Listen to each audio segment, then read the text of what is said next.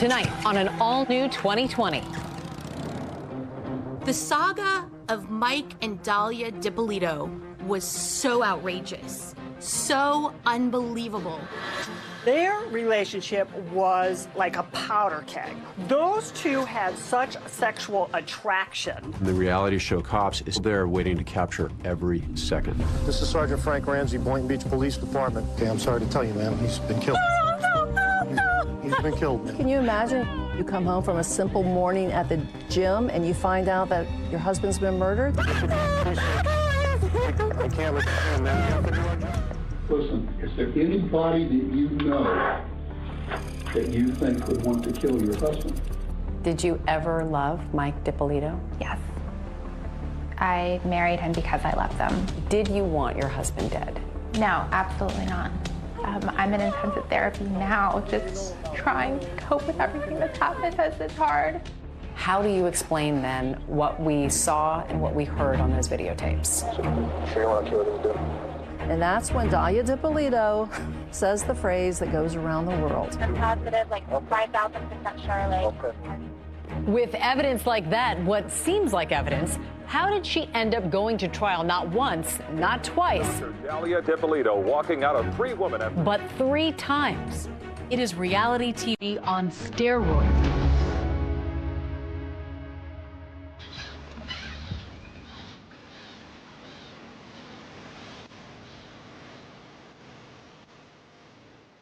It's a cloudy morning in sleepy Boynton Beach, Florida. It's just before 6 a.m. It's already a humid 80 degrees, and most people are still asleep, but not 26-year-old newlywed Dalia Dippolito.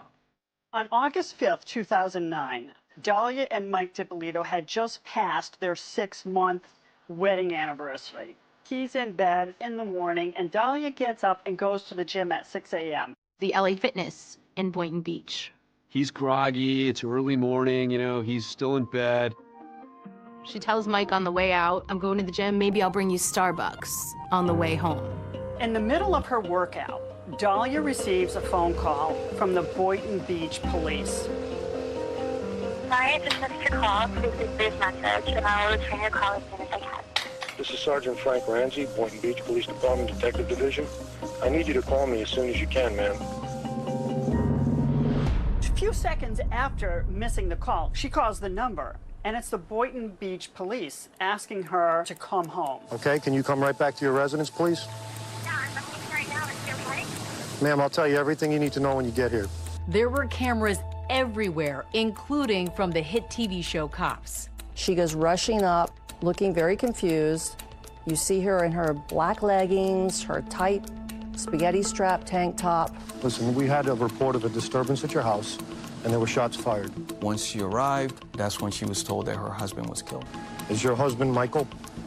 Okay, I'm sorry to tell you, ma'am, he's been killed. He's been killed, ma'am. And that's when she falls into his arms, wailing. She is screaming. She's saying, no, no, no, no, no. No. Try to calm down. No. Listen, right now what we need to get you. From the perspective of neighbors, they see this nice young couple, and next thing they know, something horrible has happened there. And they're all wondering, who would want to kill Mike Dippolito? Is it random? Is it somebody that could have come into my house? My name is Jillian Jalali, and I have a podcast called Court Junkie. This case has it all as far as true crime is concerned. Mike and Dalia seemed to be a perfect match. It was truly a fairy tale. Dalia's father was Egyptian and her mother was Peruvian. She was born Dalia Muhammad. Dalia comes from a religious family, very close-knit family. And when she was 13 years old, her family moved to Boynton Beach, Florida, where she essentially grew up. Boynton Beach is located in Palm Beach County. Well, that's a pretty glitzy county in Florida. When people think of Palm Beach County, they often think of Mar-a-Lago, where President Trump lives. He has that resort there.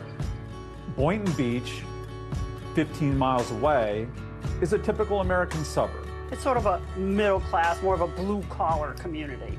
Dahlia lived in a gated community. She lived there with her mother. Some describe her as beautiful. She's certainly attractive, especially when she's got her hair and makeup done.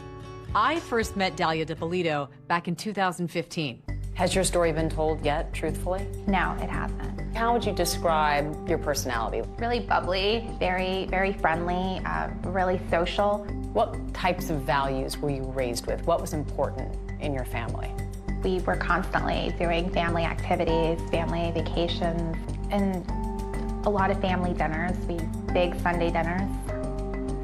What were your hopes for her? To grow up, be married, be happy, and have kids. Dahlia grows up and she becomes supposedly a real estate agent. But the problem is that actually takes a lot of really hard work, and she's much more into the quick buck. I think she was a woman who early on decided there were certain things in life she wanted, and she was going to use her sexuality to get them. Money. She wants money. Some people might call Dahlia a gold digger, and if she could see maybe a fast buck in someone, she was gonna go for it. Enter Mike Dippolito. He says that when he met Dahlia, she was working as a paid escort. He meets her on a website called Eros.com. He was ordering an escort to keep him company over the weekend. He ordered her like a pizza. Mike Dippolito is an interesting guy. Just like Dahlia, he wants a lavish lifestyle. He yearns for the finer things in life. Michael Dippolito was a muscular guy. He worked out, and he liked the high life, too. What was your initial impression of Mike Dippolito? Charming. What drew you to him? His personality. He was really, really engaging, and it felt a really strong connection. So, Mike Dippolito is a very likable guy. He's not afraid to be vulnerable. And he just seemed sort of like a guy you'd see at the gym, maybe not too bright, but working hard and trying to have a fun life. Mike describes his first meeting with Dahlia, that she was sweet, almost naive. Give me some insight into what it was like when you first met. We got into outdoor activities and stuff, and we got bikes, and we started biking together. What do you think Michael saw in you? My personality, who I was, my sense of humor. We talked about all kinds of things. We watched the news together. We were big movie people. We both love Starbucks, coffee drinkers. Mike had a very difficult upbringing, and I think he really yearned to feel loved and to feel safe and taken care of. He had this void that needed to be filled, and she made him feel like he had never felt before. But the problem that Mike had was that he was married at the time. They start an affair, a hot and heavy and steamy affair. He said the sex was unbelievable. Did you have any scruples about getting involved with a man who was still married? No, I was told that he was going through the divorce proceedings, and he had actually sent me papers showing that he was going through the divorce process. Not only did Mike Dippolito have a wife, he also had a checkered past. Well, long before he met Dahlia, he'd gone to prison for running a boiler room stock operation. He was conning old people over the phone. They would call people up and they would sell them these penny stocks, convince them that these were going to become stocks that were going to be worth a lot of money, but in actually were just scams. Basically like the movie The Boiler Room. Listen, I'm presenting you with an investment opportunity that I think you're going to find very interesting. Where he's cold calling people and trying to get them to invest in foreign currency. He was ripping people off. Along the way, he was definitely making enemies. Mike pled guilty to organized scheme to defraud, unlicensed telemarketing, and grand theft. And he served a total of 2 years in Florida State Prison, followed by 28 years probation.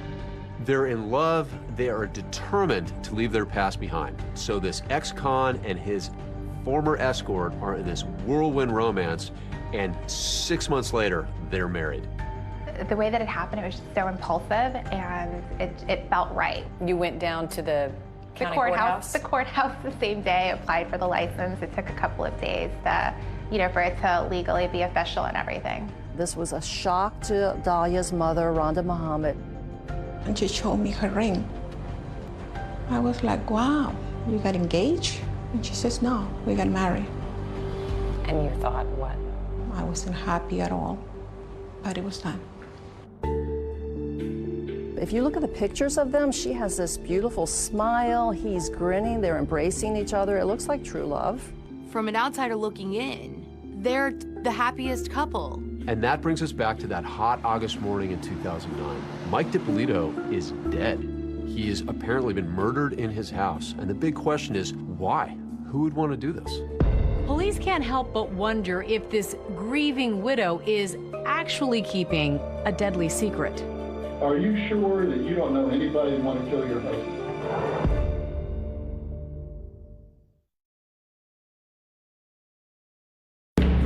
This is Sergeant Frank Ramsey. Ma'am, I need to talk to you. It's very urgent when you come home. It involves your husband. There's been an incident. Can you imagine you've got your whole life ahead of you, and you're in love, and you're planning everything, and then you come home from a simple morning at the gym, and you find out that your husband's been murdered? I don't wish this on anybody. It's just beyond, words. It's so hard to be able to just fully express. Your husband, Michael? Okay, I'm sorry to tell you, ma'am, he's been killed. He's been killed, ma'am. The condo is surrounded by police cars. The street was mobbed with detectives, crime scene technicians. I can't let you in, ma'am. We have to do our job. You have to find his killer, okay? She says, I want to see my husband. And the police say, no, you can't. If you want to help your husband, you need to go to the station with these gentlemen and tell us everything you know about who he knows, who he's connected to. And they put her into the police car, and now she's being whisked away to the police station.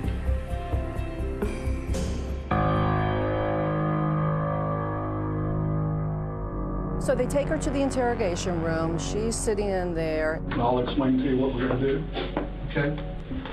They turn the camera on once Dalia steps into the room to watch her demeanor and to see how she was behaving. I don't want to be videotaped. Well, you're being videotaped. That's all part of it. And still expressing grief and sorrow and disbelief. I love my husband. We don't want to see him.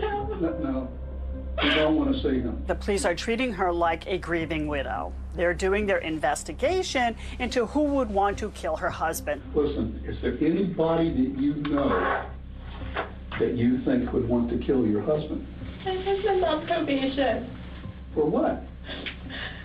He's for stock fraud. Stock fraud? And in fact, she tries to steer the investigation to the victims that Mike had previously scammed money from. Did you spend any time in prison? How much? 2 years in prison and 5 years on probation, going on to 6 years. Oh my God. And what was that for? It was for taking money. It was like, he explained it like boiler room kind of, where they would take money from people. She tells them that he had been in prison before for fraud, that he was on probation, and that he still owed restitution, almost $200,000 to several victims. He's been trying to get off probation, and it's just been nothing but problems the whole time that he's been trying to get off. People weren't happy that he was getting off probation because it's a lot of money he's got to pay back. She tells them that Mike was just about to get off on probation early, and the people that he had scammed money from were very angry and upset about this. Well, when you say people, who are you talking about? People that were involved with him before, or? A little bit of everything. He's constantly running into a lot of the guys that he was on probation with. It was a lot of money. It was $191,000 that he had to pay back. He's got all these sketchy characters from his past. Yeah, they're the ones. I guess somehow when he went away, some guys didn't go away. They left the country. You mean went away, he went to prison? Right. Okay. They left the country. And so somehow he was dealing with some of those guys because they thought that he owed them, and I don't know. She gave very vague details about, maybe people that could have been angry with him. She didn't provide law enforcement with much information at all. That's why I'm asking. If you know any names, then we can run these guys down and see what they know. I don't know if the one guy that I'm telling you about, Pasquale, if he also went away or if he didn't. She starts to kind of give names and tell them that there are possibilities of people that maybe had wanted to see Mike dead. Is it Pasquale or Pasquale? Pasquale. Then Dahlia starts spilling some of Mike's other secrets, like his substance abuse issues. He's recovering alcoholic. Dahlia tells detectives that her husband Mike struggled with demons, alcohol and drugs. And so with him, it's very important to be like on a schedule and, you know what I mean, like have a system and very organized with everything. Get up every day, go to the gym, go to Starbucks. He would go to AA meetings. He felt was so important to keep regimented. He did that to make sure that he stayed sober. And in fact, Mike would have otherwise been at the gym with Dahlia, except he was recovering from liposuction surgery. We were supposed to go to the gym. Oh, both of you were supposed to go? He had like 2 blood handles removed from here. And so he was laid up. He couldn't exercise, he couldn't go to the gym. We haven't gone since his surgery, but every morning, 5 a.m., we're both at the gym. You're lucky. What? You're lucky you went to the gym. I don't know if you know, he was shot. He was shot twice. And I want you to know all this. Do you know this? Not exactly. I mean, they told me he was shot. He was found in the bedroom. He was shot twice in the head. She brought up every negative detail of his life in those moments after she learned that he had been killed. Well, you know, he's very, he used to be a drug addict. And what was his drug of choice? Crack. Crack? I'm going to be back. What I want to do is call right now. I'm going to go out and get in touch with the officers at the scene. I want to see if the house was burglarized. Okay. All right, just hang on for a second. Thank you. So when the police exit and Dahlia was still being videotaped, as they leave the room, she starts crying. A few moments later, the detective comes back in and he has one more question. There's no problems between you guys, no financial problems, with your family, you and him. No, there's nothing. In that police interview, Dahlia paints a rather rosy picture of their relationship. No problems, no drama. But what everyone would soon learn is there actually was trouble in paradise. Everything seems great. At least that's what Michael thought. What he didn't know is that Dahlia DiPolito had another man in her life.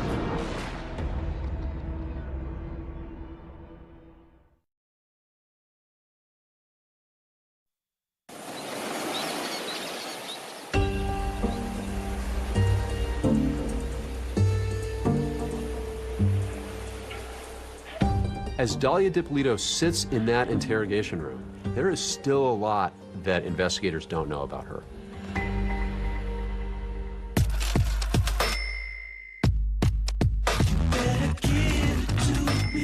She uses men to give her money or to get into their lives so then she could then extract their money from them. She knew how to use her sex appeal, and she had a lot of it, to get her way. And that's what she did very successfully with men, including Mike DiPolito. She wanted Mike's house. She wanted all of his money. She decided, hey, I got to figure out a way to get his stuff.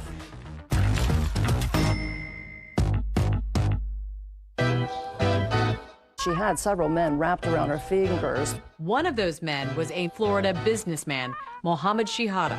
He was a 32-year-old Jordanian national. He was a quasi-actor. In fact, if you go to the site for Mohammed's talent agency, his online portfolio is still there.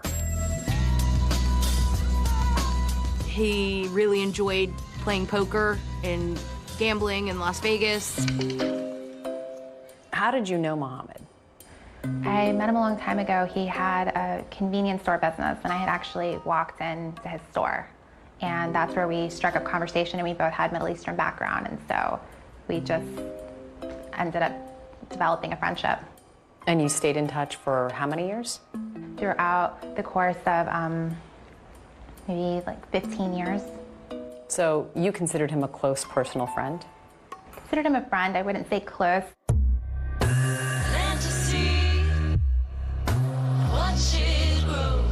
They began a flirtation, which was very heavily sexually charged. When she needed something, they would rekindle that old flame, so to speak. If she needed to vent about a guy she was dating or a relationship that she was in, she would talk to him. So in July of 2009, after Dalia was married to Mike, she reached out to Mohammed once again, as she had done over time. She starts a narrative with him about Michael Dippolito. Dalia told Mohammed that she was physically abused, that he was controlling, and she just needed out of the marriage. Were there any stresses on the marriage? We got into little arguments and things, but it wasn't anything major. But Dalia tells Mohammed that her husband is abusive, emotionally abusive, so much so that a regular divorce isn't going to cut it. So she wants Mike out of her life for good and turns to Mohammed for help. She wants for a more permanent solution to her problems.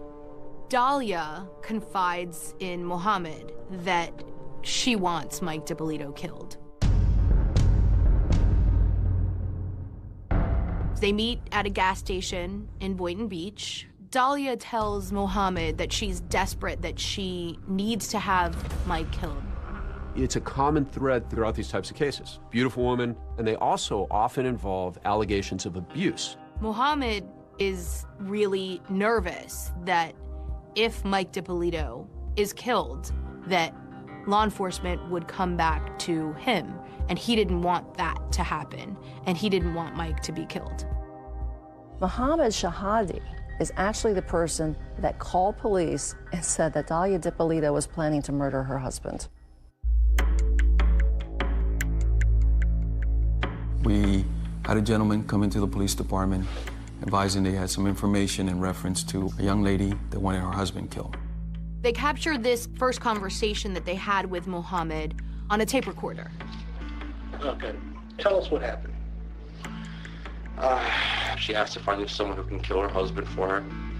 I said, basically, no, I don't. She tells me, though, he's the nicest, sweetest nerd, but you can't stand him. So at first, we weren't sure what we had. Do you know where she lives? No. At the time, we didn't know what to believe. Her last name, I don't know. Here's a gentleman who walks in. According to him, he's had a sexual relationship with this young lady, but he wasn't sure exactly where she lived or her last name. She's maybe 5'6", 5'7", dark black hair, green eyes. She's a good-looking girl. Really good-looking girl, actually. The fact that somebody was going to get killed, it was bothering his conscience. Did she ask you to find someone for her? Yes.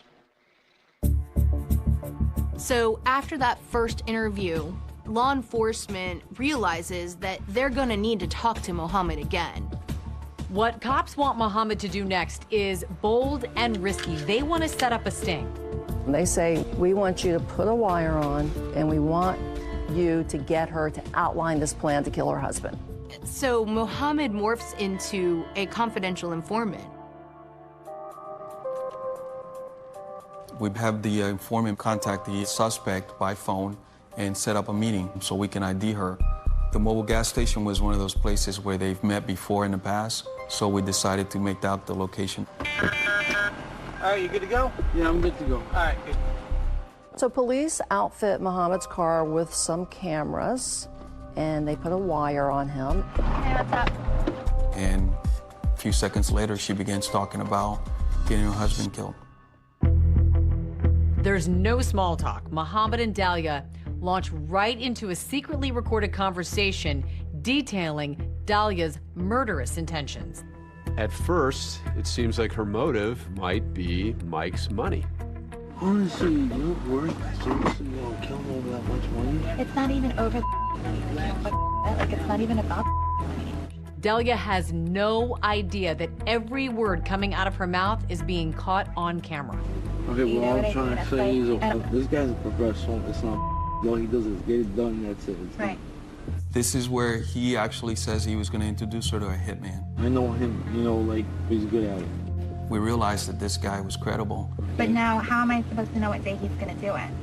We were shocked how easily she talked about getting her husband killed. He might tell you, oh, like, to get out of town or something for a day. I'm not going out of town. You even hear during the conversation Her talk about no one would ever believe that she could be capable of murder.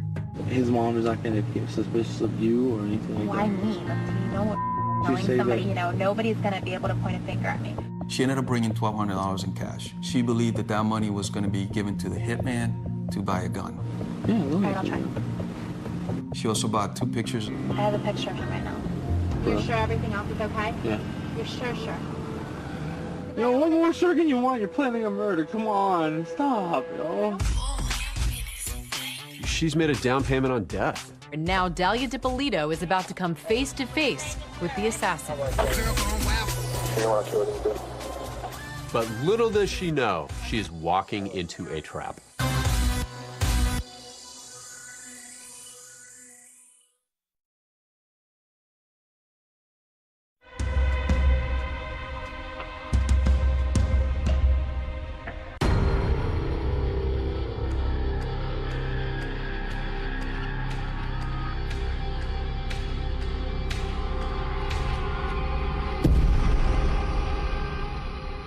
After Mohammed Shihada alerts Boynton Beach police about Dalia Dippolito's deadly plan, Dalia meets face to face with that hitman. What she doesn't know is this hitman she's about to meet is actually Witty Jean, Boynton Beach police officer who is working undercover on this case. They agreed on a location, which was a CVS parking lot in the city of Boynton Beach. Pretty much parked in this exact spot right here. We had 2 cameras in the car. The cameras were positioned in the back seat. You can't help being a bit nervous as you're doing this. Remember, there's 1,000 things that can go wrong. She parked and got into the car and she said, hey.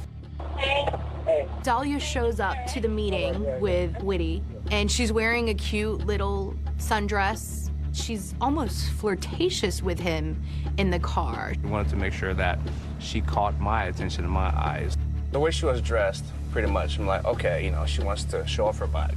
So, I have to give her a compliment. I told her, hey, you look good. Yeah, you look good. She clearly thought she was talking to a hitman, and to her, this was something that had to be done. How soon can you get everything going?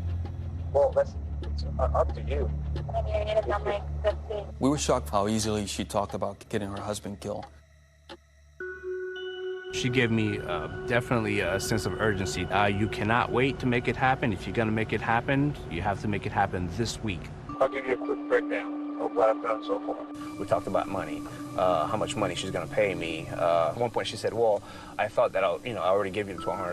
$1,200 went to buy my heat, my gun, okay? A couple hundred, for other people to do things. Right. You know what I mean? When I had to explain to her, $1,200 is nothing. I had to buy a gun, I had to buy a phone, I had to buy this car.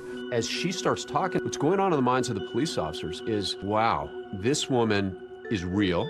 This plot is real. As a matter of fact, I've already spent more money, just to get it here. Right. Trying to tell her, look, however, which way you want it done, I'll do it. So I just want to make sure that, this is what you want. If you want to kill this dude. When she's meeting with the hitman, he's telling her, look, there is no turning back. When I leave you today, you have no way to reach me. I explained to Dalia that after today, she wouldn't be able to find me to cancel this whole plan that we put together. When it's done, you have to have an option to change your mind. And that's when Dalia Dippolito says the phrase that goes around the world. I'm positive, like 5,000% sure. Okay. No, there's no, I'm determined already. I'm positive, 5,000% sure. Her line is classic. I am 5,000% sure, right? So it's, she is so committed to this. 5,000% sure.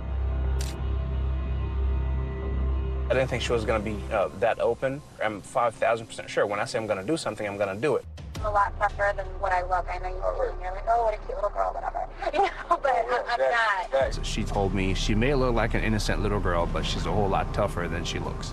The most surprising thing about my meeting with Dalia was how adamant she was in making sure that this was done. All right, Wednesday morning, go to the gym. By the time you get back from the gym, you're going to find a dead body in the house. All right?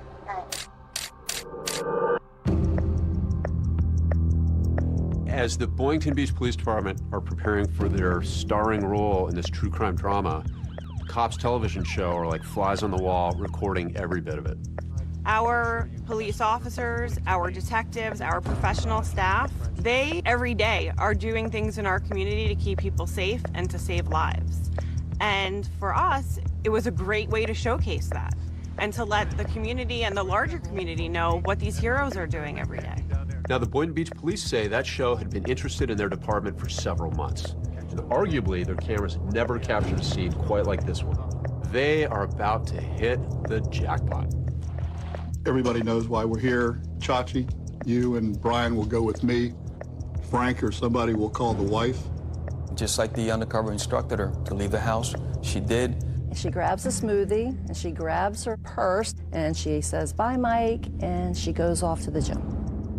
Delia is at the local LA Fitness, but back at her condo, police are there setting up an elaborate trap. That looks good.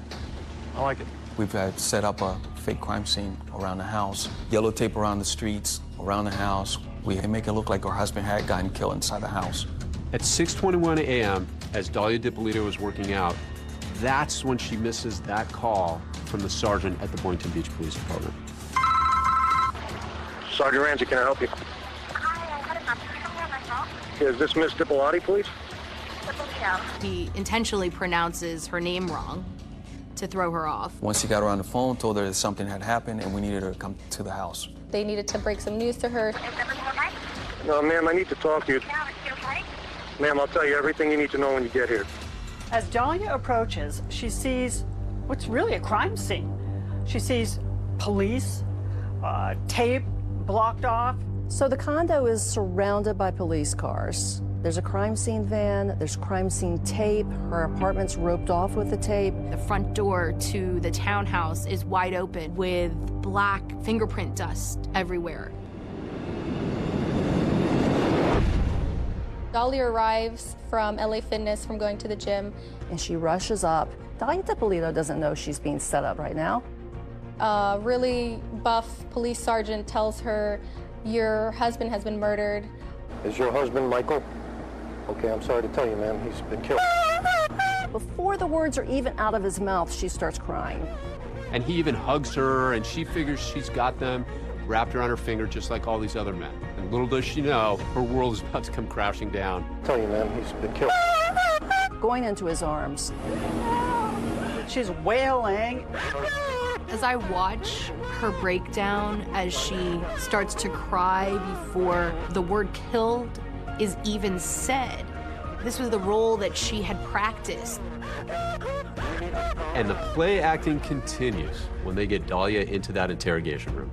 Everyone was in character that morning, including the undercover police officer, Woody Jean, who suddenly appears in the interrogation room to make a cameo appearance of his own.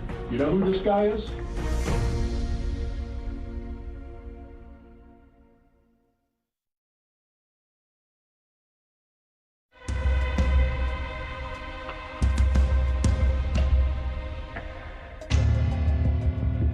And tell us everything you know about who he knows, who he's connected to. Don't worry, we've already taken care of dogs with animal control for right now. Everything's under control. Dalia's acting, and the police are acting. As she's brought to the police station, everyone involved is faking it. They think they have the goods to charge Dalia Dippolito, but the police still want to see if they can make her crack. They're going to give her every opportunity to own up to what they suspect she did. You have the right to remain silent and not answer any questions. You understand that? She absolutely thinks that she has everybody fooled. He was found in the bedroom. He was shot twice in the head. He wouldn't open the door unless it's somebody that he knows, because we don't open for anybody. She believes that she's going to be able to convince law enforcement that she truly loved Mike and that she had nothing to do with his murder. When the police asked Dalia if she wanted her husband killed by any chance, she denied it, completely denied it. No. You wouldn't want to kill him, I hope. Not at all. We are fine, like there's nothing. Dalia Dippolito is pretending she knew nothing about this, and the police are pretending like her husband is actually dead. Did you want your husband dead? No, absolutely not. Did you want any harm to befall him? Never. No, never. Suddenly, the tide begins to turn, and the police get tough with Dahlia. They've had enough with her charade and with her lies. Police are thinking that by ushering in that would-be hitman, the man that she paid to murder her husband, surely that will get her to come clean. Do you know her? Put your head up and look at her. Put your head up. I've never seen her. What were you doing coming out of her house? Get him out of here. Inside, I was kind of laughing because I knew that I spent a good 25 minutes talking to her, and hearing her saying that she's never met me was pretty shocking. She denies ever meeting him, and she doesn't know who he is. And then the detective all of a sudden goes from being the grandfatherly figure that he had been into more of a aggressive. You're going to jail today for solicitation of murder. You're under arrest. That's an undercover police officer. We filmed everything that you did, recorded everything that you did. You're going to jail for solicitation of first-degree murder of your husband. I didn't do anything. Did you hear what I just told you? I heard what you said, but I didn't. Everything, listen to me. Everything has been recorded. You were photographed in the convertible when you sat in this car in the front of CBS. What do you want to do? I don't think for a second that she thought that investigators in the interrogation room were going to turn on her. Listen to I me. didn't do anything. You're going to jail. I didn't do anything, please. I didn't do anything. Can you talk about that moment when you realized the tables were turned? I panicked. I was just completely frozen, and I couldn't move. I couldn't really process and digest everything that was going on. Shockingly, the Boynton Beach Police Department media director posted the video of the staged crime scene. The Boynton Beach Police uploaded the video the same day. This was our way of getting video to our local media. We uploaded the video just as we did dozens of other videos. We see this stunning video of this takedown, this woman crying and wailing. We'd never seen anything like it.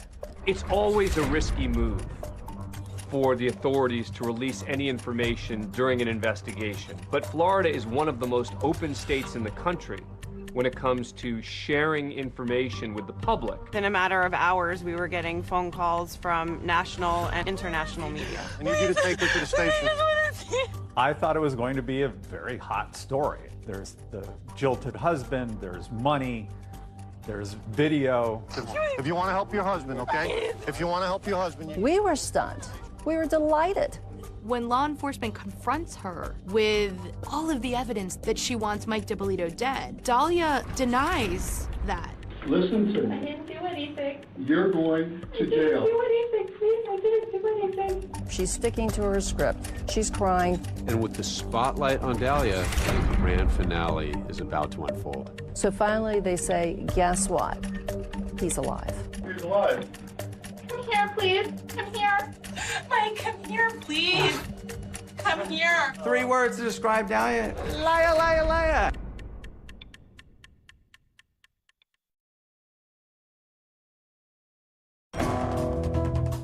Give me 3 words to describe yourself. Who is Dahlia DiPolito? Understanding, sweet, and compassionate.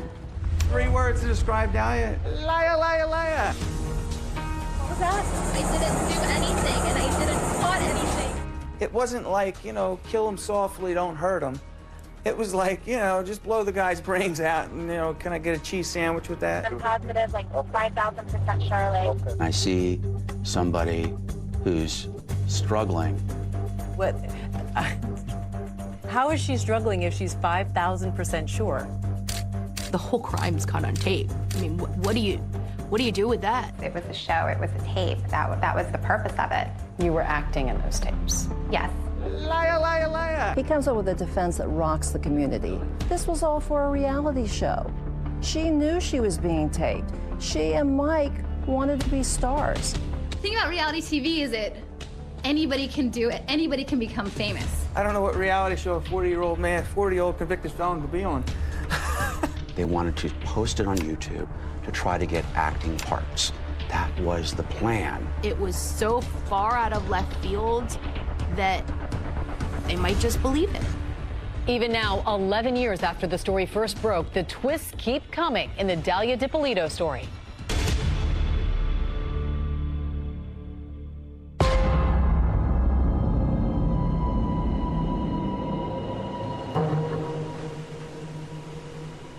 On August 5th, 2009, Dalia Dippolito's life changed forever.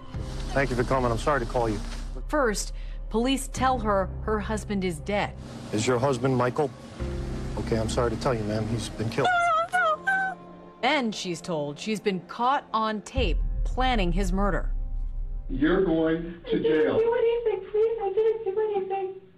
Tell me you didn't do anything? I didn't do anything. You're going to jail today. You kept saying, I didn't do anything. Just over and over and over again. Was that all you could think of to say? They were accusing me of trying to have my husband killed, and I didn't. So that's what I kept continuously telling them. When they turn the table, she doesn't fess up. She just keeps denying everything. And lacking that confession, they kept trying to shock her more and more. And this is the part where what happens in that police department will go down in the history of detective work. This is a masterstroke. The ultimate shock, you could call it a resurrection of sorts. Police tell her that her dead husband isn't actually dead. Your husband is well and alive. Thank God. Oh, yeah, thank God. Can I see No, he him? doesn't want to see you. They bring Mike in. Look, your husband's alive. We've got you. Oh my God. He's alive. The show Cops is at the station capturing Mike's reaction. Come here, please. Come here. She keeps begging him to come inside the room, which he doesn't. Mike, come here. Come here, please. She sees her husband, and he's alive. What? You're alive? This is a dead man walking and talking. You never see this happen. I can't fix this. Why not? I didn't do anything I to heard him. you. Mike, come here, please. Come here. All of her skills as a femme fatale will start rolling in. Mike, come here, baby, come to me. With cameras rolling inside and outside the interrogation room, it is reality TV on steroids. I don't know what's going on, please.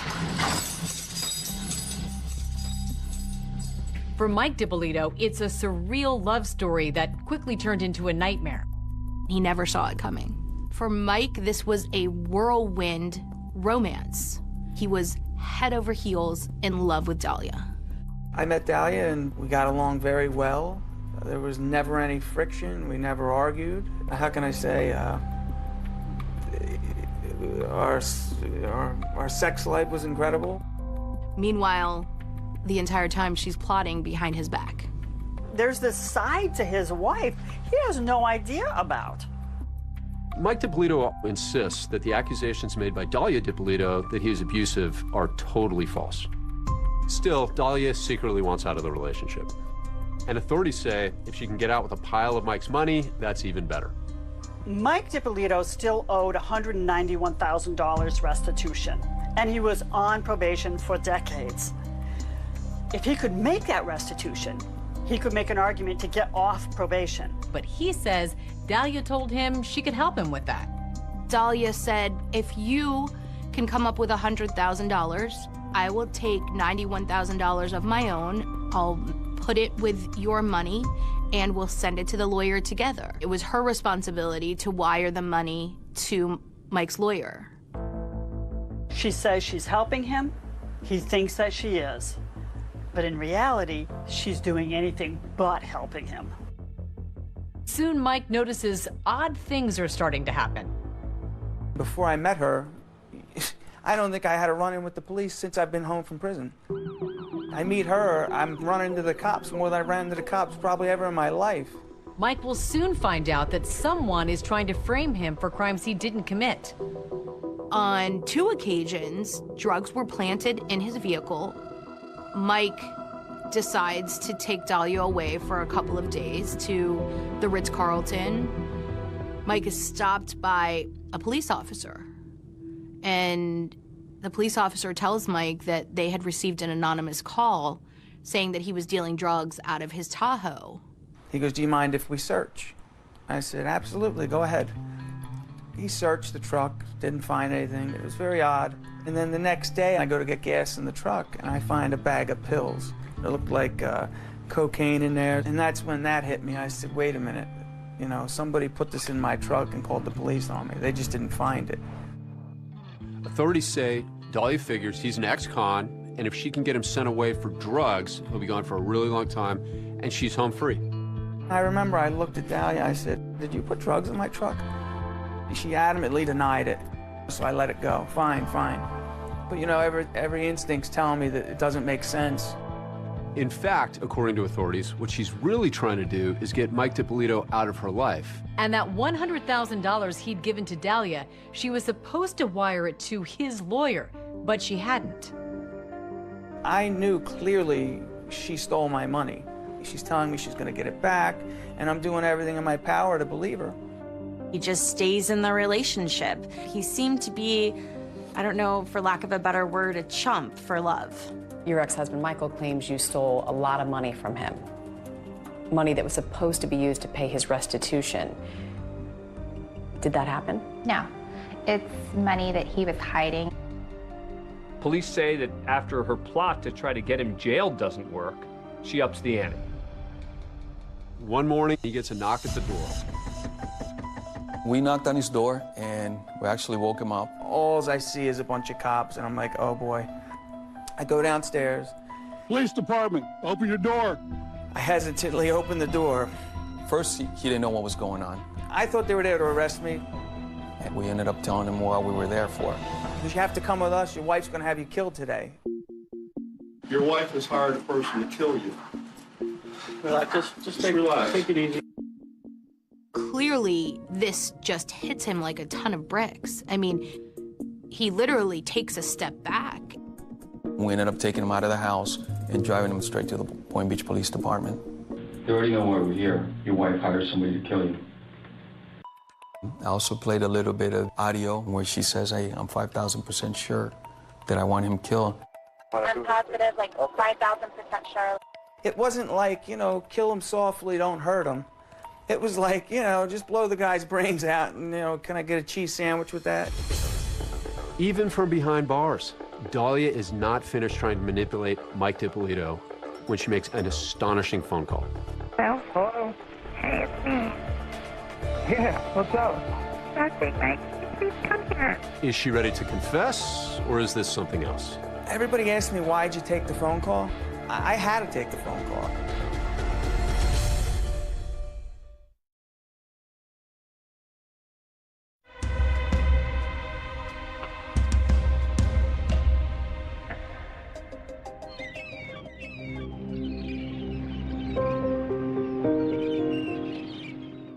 As Dahlia DiPolito is being led out of the Boynton Beach Police Department and over to the Palm Beach County Jail, she has an audience. The press, having seen the video released by police, is there to greet her. Already, the media is out there with their cameras capturing it. I didn't do anything, and I didn't plot anything. You were headed to jail. What was that first night like? It was a complete nightmare. I wasn't even officially in jail as the tapes were getting released, and they were already all over the news. They were everywhere. Till death do them part. And it's all caught on video. In the hours since the police released the tape to YouTube, the name Dahlia DiPolito is making the rounds and is making a big giant splash on cable TV. Bombshell tonight. A newlywed in Boynton Beach, Florida. Work it, cry. Problem, Ruh-roh, the hitman, is a cop. I could just watch the video over and over. It just is one of those clips that never gets old.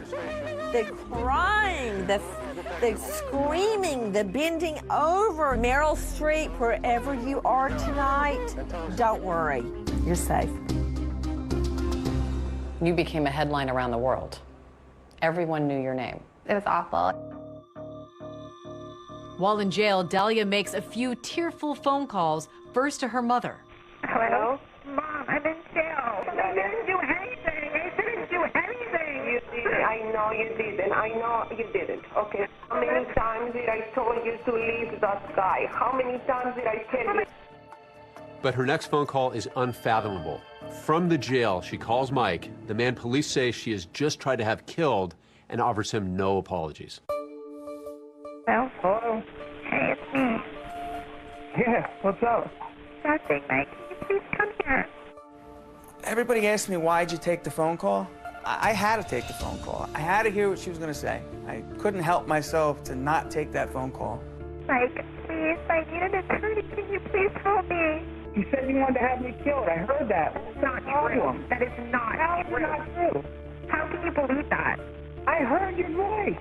Frankly, it's unbelievable that Dahlia called her husband, the victim in this case, the target of her actions, the person she wanted dead, to ask him to help her. It is just unbelievable to listen to. The fact that she thought that she could demand that Mike help her is just on another level. And he's even trying to give her advice as to what to do while she's in jail. You're going to be ran around in there for a little while, a couple days. You need to just try and just go with it. And keep to yourself and don't say a lot. I know she's never been in there before. I mean, it's not a nice place. I tried to tell her, stop acting, you know, the way you're acting, or you're going to have a rough time in there. Like, I love you. Everybody treated me awful good. Things get spelled out for Mike that he was a very lucky man. Prosecutors say that Mike actually survived an earlier attempt on his life. When Mohammed Shihada was giving a statement to police, he told them that Dahlia had poisoned Mike's Starbucks iced tea with antifreeze. So law enforcement, they just ask him, was there ever an incident with iced tea? And Mike then realized that he was a lot closer to his demise than he ever realized. She went out and came back with some Starbucks iced teas. And I take a sip and I spit it out so fast. It was terrible and I didn't think anything of it. I only took one sip. I was sick for about 2 weeks. Dahlia's attorney said she never poisoned Mike. Mike doesn't end up helping her find an attorney, but the attorney she does find ends up presenting one bizarre, wacky, intriguing defense. It was a stunt. It was a hoax, a ruse, a plan that Mike DiPolito hoped to capture the attention of someone in reality TV.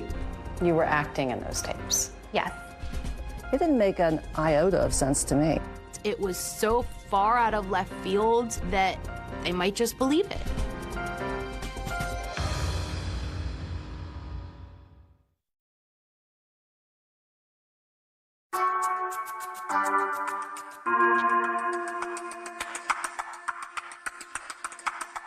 We begin with the trial of a Florida woman arrested for plotting to kill her husband.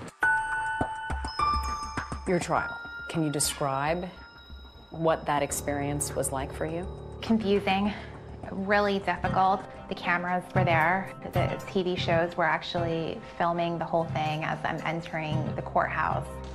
Dahlia DiPolito entered the courthouse in a buttoned-up white sweater to meet the men and women who will likely decide her fate. I have never had a case as a prosecutor that was so strong. I'm a lot tougher than what I look. I know you see me and you're like, oh, what a cute little girl, whatever. You know, but I'm not. You will see how determined she was to have Mike DiPolito, her husband, killed. In opening statements, the prosecutor, Elizabeth Parker, wants to make sure these jurors don't believe that Dahlia is this little innocent figure and that she is a much darker, more evil person. He asked her, are you sure you want to kill him?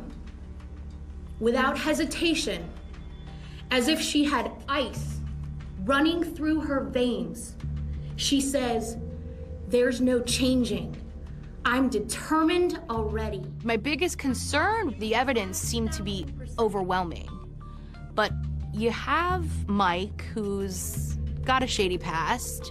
I knew the defense would make him out to be a con man. Please tell us your name. Michael DiPolito. What's awesome about this case is that the jury actually gets to hear from the victim. In a plot to kill somebody, the victim is almost always dead. I don't know how to explain it. I just don't know how to explain it. He was a likable character. I knew that I just needed to get him on the stand for long enough to have the jury like him too. What did you think of your marriage? I thought it was great. I was having fun with my wife. It's getting off probation, I thought. Did the defendant seem happy? Yes. He completely owns up to his past. I'm a convicted felon. I go to probation every month and report. I hold my head up as high as I can. On cross-examination, when Dalia DiPolito's lawyer keeps asking him and keeps repeating the word probation, Mike DiPolito bites back and makes the entire courtroom laugh. You're like a parrot. A parrot? Yeah. What does that mean? I've been called a lot of things. What's a parrot? Did you do that on probation? Were you on probation? Did you do that on probation? Were you on probation? You know what I'm talking about. I'm just having fun with you. Come on, I'm with you. You having fun Yeah. with me? Let me ask you something. Is this fun, Mr. DiPolito? This sucks. Okay. It's ridiculous. We're not here because of me. You might as well put me up next. I mean, what are we doing here? But another Mike is about to make an entrance into the trial. Mike Stanley, an ex-boyfriend of Dalia's, And you're gonna meet Michael Stanley. who prosecutors say discussed with Dalia planting the drugs in Mike DiPolito's truck. So, the prosecution introduced tons of text messages between Dalia and Mike Stanley. They were talking about everything they wanted to do once DiPolito was out the way. So their X-rated conversation is read on the stand by Boynton Beach detective Alex Marino. Do you want my hot, tight body all over you? You can just see how uncomfortable this police officer is as he's reading these steamy text messages. Love you so much. I'm so horny for you. Some of the stuff was kind of cheesy. I mean, I had to read it up on the stand. It was not my best moment. Baby, I love you, and I only want to you. She's telling Mike Stanley, once this guy's gone, you and I can have the life we've imagined. I will have Michael's money, we'll have this condo, everything will be good. Greed was the very basic core of why Dalia did this. Parker says when Dalia's plan to put her husband back in prison failed, that's when she took things a step further. Yeah, but killing somebody, come on. Nobody's gonna be able to point a finger at me. Determined already. I'm positive, like 5,000% Charlotte. After the prosecution rests, now it's the defense's turn, and they are going to use that infamous video for their own purposes. That's where this novel defense theory came into play, a defense theory that was actually a little hard to believe. The plot for the contract killing of Mike DiPolito was never real. He comes up with a defense that rocks the community, which is, this was all for a reality show. She knew she was being taped. She and Mike wanted to be stars. So they came up with this idea, and it was all a hoax. It was Mike DiPolito's idea, and Mike DiPolito was in on it, and she's not guilty. It was a stunt. It was a hoax, a ruse, a plan that Mike DiPolito hoped to capture the attention of someone in reality TV. Dalia's lawyers claim that Mike and Dalia DiPolito wanted to be famous. They wanted to be like the stars of Cheaters or Jersey Shore. Salnick presents a computer forensic expert who found that Dalia had searched reality shows on her computer. The website name it says welcome to realitytvcastingcall.com. It fits with his obsession about his appearance, his vanity, and others might be interested in his reality. I was shocked. I mean, where was the evidence that this was a reality show plot? Dalia, listen to me for a second, okay? I didn't do anything. I didn't do anything. At no time does she ever stand up and say, well, hold on a minute. This was all, Michael, Mohammed, wait a minute. This is all a setup. We were all acting, right? Wouldn't be that the first thing out of your mouth if you're about to be arrested. And not only that, Mike DiPolito strenuously denied that it had anything to do with reality TV tryouts. Did you ever have aspirations to be on a reality show? No. Did you ever act out any scenarios with a defendant for a reality show? No. It's the dumbest thing I've ever heard. I couldn't even believe they made something like that up. I don't know what reality show a 40-year-old convicted felon could be on. This defense received a fair amount of eyebrow raising. She didn't want to kill her husband. She just wanted to be on a reality show. A pretty shocking twist in the case of the Florida wife caught on tape taking a contract out on her husband. Well, we got to bring in our legal analyst, Dan Abrams, on this one. And Dan, all of us just shook our heads when we heard this. I've seen a lot of wild and crazy defenses in my day, and this is certainly one of the wildest and one of the craziest. The reaction to this defense was, are you kidding me? This is an almost impossible defense to win. And so I think in order for it to succeed, Dalia DiPolito would have to take the witness stand. Judge, the defense is going to rest. But Dalia does not end up testifying. It was a daily, yes, you're going to testify, no, you're not going to testify. And Did you want to testify? Yes, I did. She's like poison candy. Attractive on the outside, but deadly on the inside. I was confident in the case that I had presented. I was truly concerned that it was such a bizarre defense. I've been advised that the jury has reached a verdict. Except this was nowhere near the end of this story.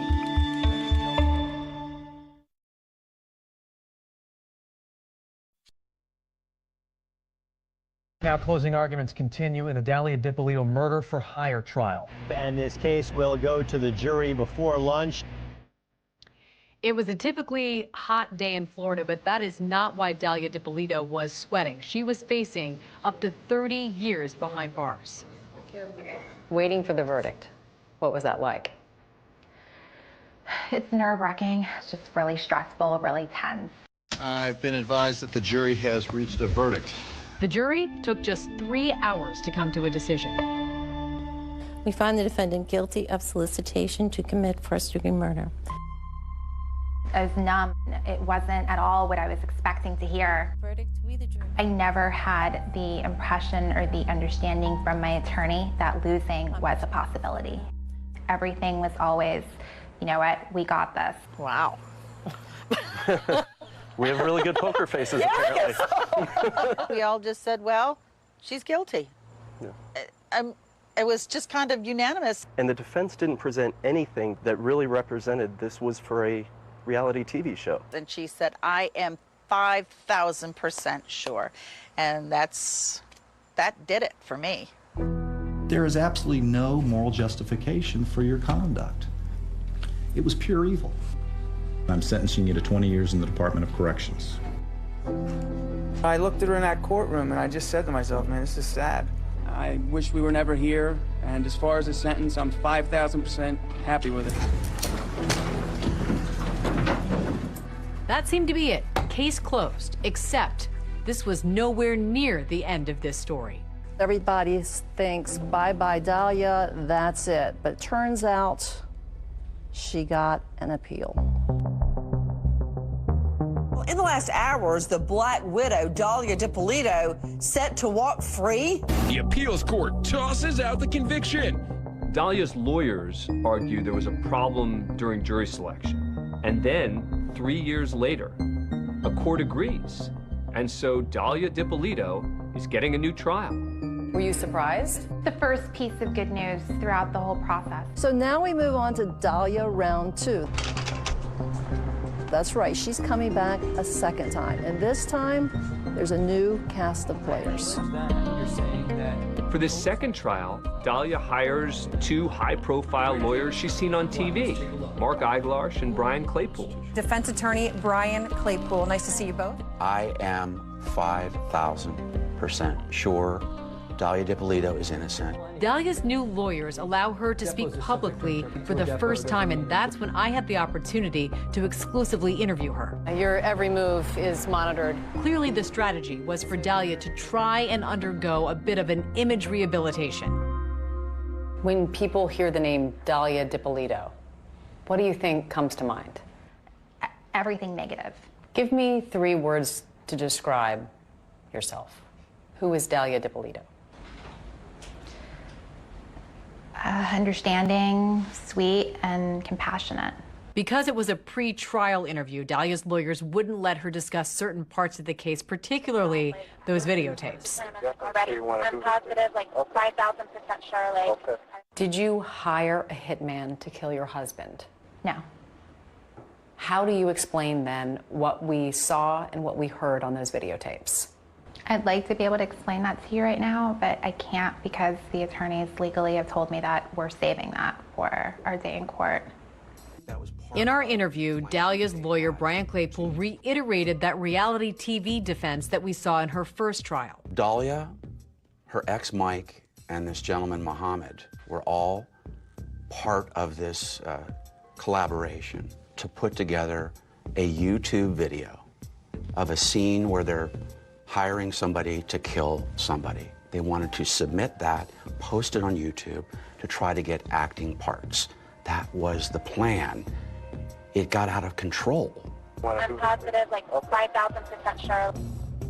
5,000% sure, not 100% sure, not 1,000% sure, but 5,000% sure. How do you explain that? I look at that video and I see somebody who's struggling with whether she's really sure. She's struggling? What?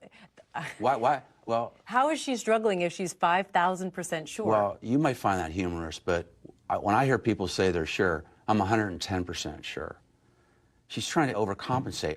As for Mohammed, he denies working with Mike and Dalia to make a video to try and get acting jobs.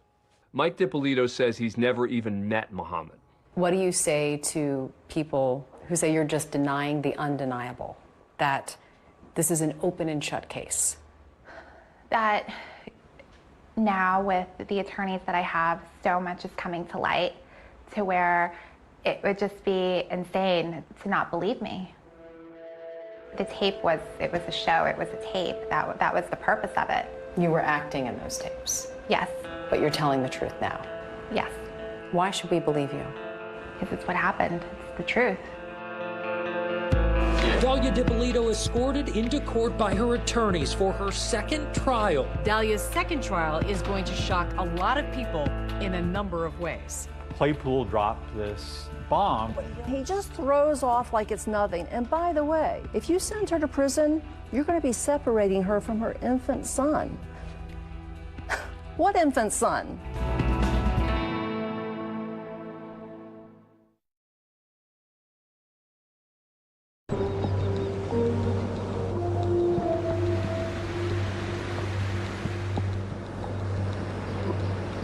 Walking on the sidewalk right now, this doesn't happen very often. No, this doesn't happen at all. This is the first time I've had to walk in a long time. Yeah, your every move is monitored. I took a rare walk with Dalia Dippolito outside her lawyer's office while she was on house arrest, awaiting her second trial. She was living at her mother's house, tethered to an ankle bracelet. This is what it looks like, and it doesn't come off at all. You've been living under house arrest for the better part of 5 years, nearly 6 years. What's been the hardest part?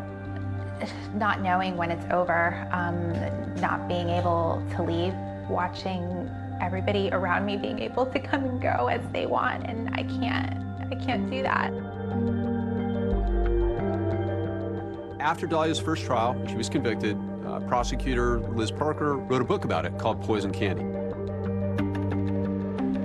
This is what she wrote about you. She was poison candy, sweet, delicious, mouth-watering on the outside, but deadly within, and designed to cripple the innocent. What's it like hearing those words? It's hurtful. When I found out that the book was out, I was suicidal. Do you think people will change their minds about you when they hear from you in your second trial? I'd like to believe so.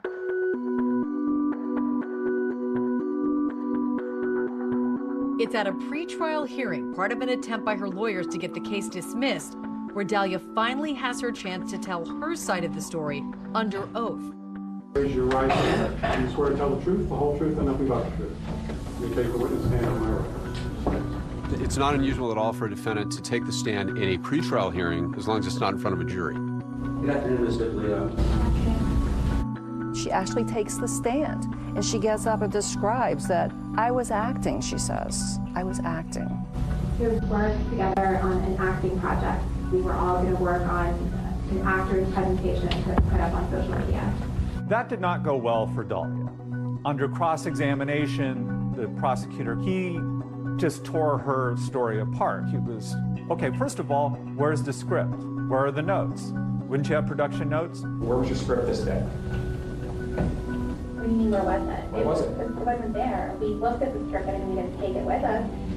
Prosecution punches holes in this reality TV defense. One of the questions was, this is all about reality TV. How come you can't clearly see your face, you know, with the cameras in the back of the car? How come you can't see any of it?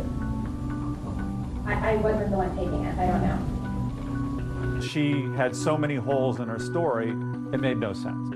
Her true self shined through. She was so not convincing at that pretrial hearing under oath that the court ruled against her. She loses the hearing, and so the motion to dismiss the case fails. 9 months later, it's Dahlia's second trial. The high-profile retrial getting underway today in West Palm Beach. Dahlia DiPolito getting a second chance at freedom after her first conviction was overturned. Trial 2 was handled quite a bit differently by the prosecution. They were going to stick to those videos, and that was it. They didn't even call Michael DiPolito to testify. Because the rest of the evidence was so powerful, my prosecutors felt that they would just go with the slimmed-down version of the case. Her words on those videos prove the crime charged.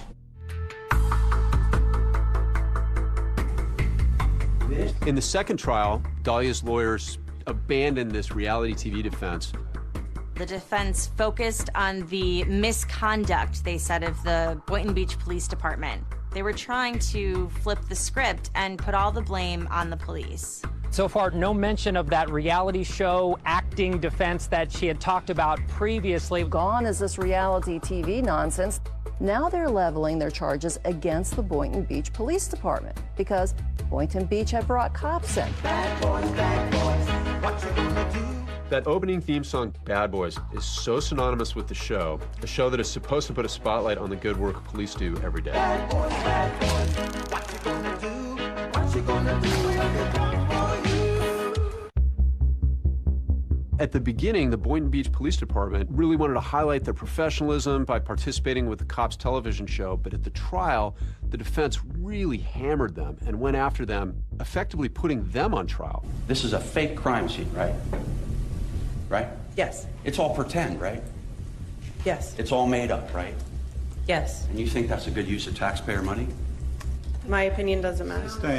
The presence of the cops' TV show created a frenzy within the Boynton Beach Police Department to manufacture good television. They tossed Dahlia DiPolito under the bus. They made this way more than it ever was. And they could care less about her constitutional rights. The Boynton Beach police say there was no wrongdoing and they were just trying to gather evidence. Cops filming with the Boynton Beach Police Department had nothing to do with this investigation. It was just a coincidence as far as timing was concerned. Then the defense pulls out its ace card, and it's a showstopper. Claypool gets up, he's making this dramatic closing argument, and he just throws off like it's nothing. Give her that freedom back to go home to her family and her infant son. By the way, if you send her to prison, you're going to be separating her from her infant son. We all sort of are like the reporters in the back row. We're all sort of like, look, did I just hear that she has a child? The latest bombshell was dropped last night during closing arguments. Turns out it was the appliance repairman. He came to her house, they fell in love, she got pregnant, and she had a baby, all on house arrest. And right now, we're on verdict watch in the Dahlia DiPolito retrial. I think there was a general expectation that she would be convicted. A bombshell announcement in the murder-for-hire case against Dalia Dippolito. We, the jury, feel that we cannot reach a unanimous decision. The jury telling the judge late today they are deadlocked. I must declare a mistrial at this time. There were 3 votes for guilty and 3 votes for not guilty. Courtroom shocker, Dalia Dippolito walking out a free woman after a judge declared a mistrial in her murder-for-hire retrial. I can count on one finger the number of people in this country who felt we even had a chance in this case. Whenever you don't get a conviction, you're disappointed. But I knew that we had a great team and we would do it again and perhaps do it a little differently. Immediately after trial number 2, the state attorney, Dave Ehrenberg, said, "We are taking her to trial again." There was not a second when we thought that we would let her go free. Not a second. Prosecutors vowing to try her a 3rd time. And so now we're going on to Dalia Chapter 3. This is the 3rd time Dippolito has been on trial for this murder-for-hire case.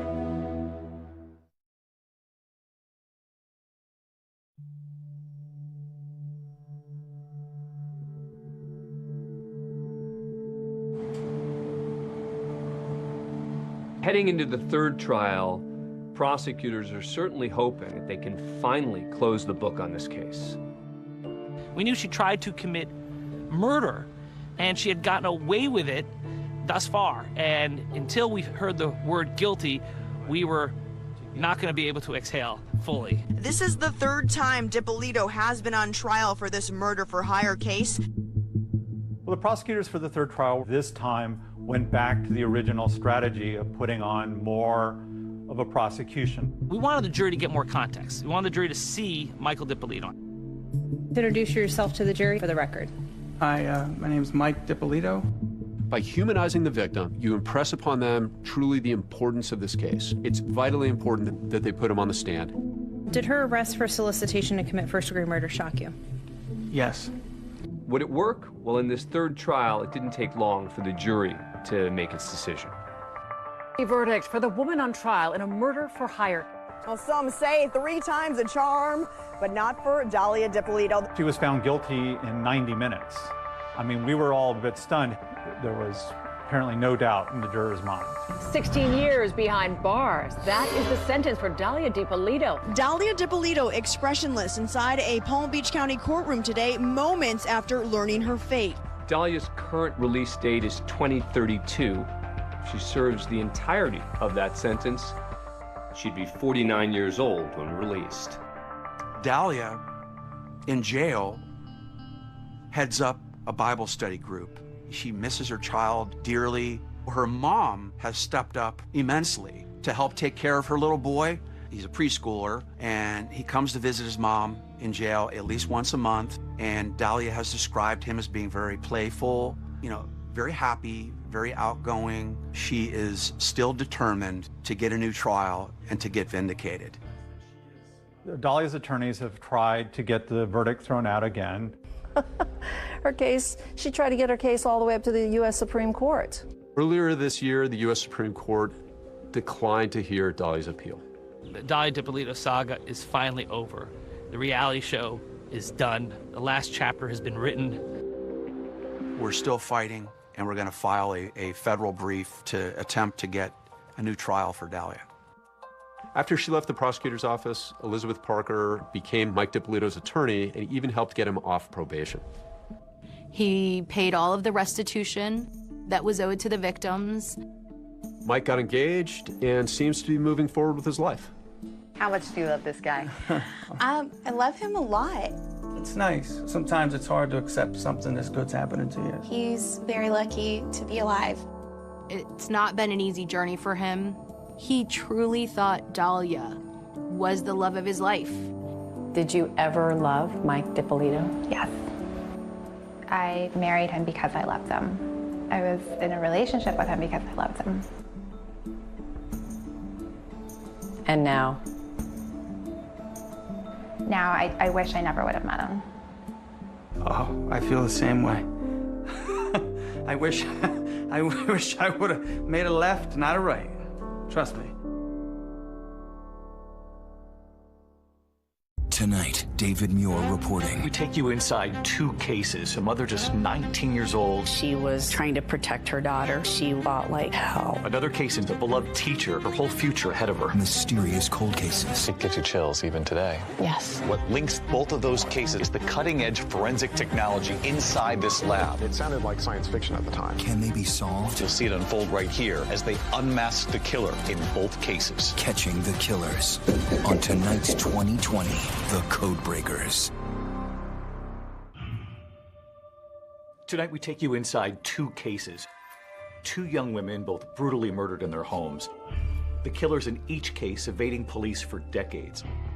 In one case, a mother just 19 years old, she was engaged to be married. Her fiance, who was about to marry her, adopt her daughter, he gets home and he immediately notices something is wrong. There's blood smeared on the stairway. The killer had attacked her in the bedroom.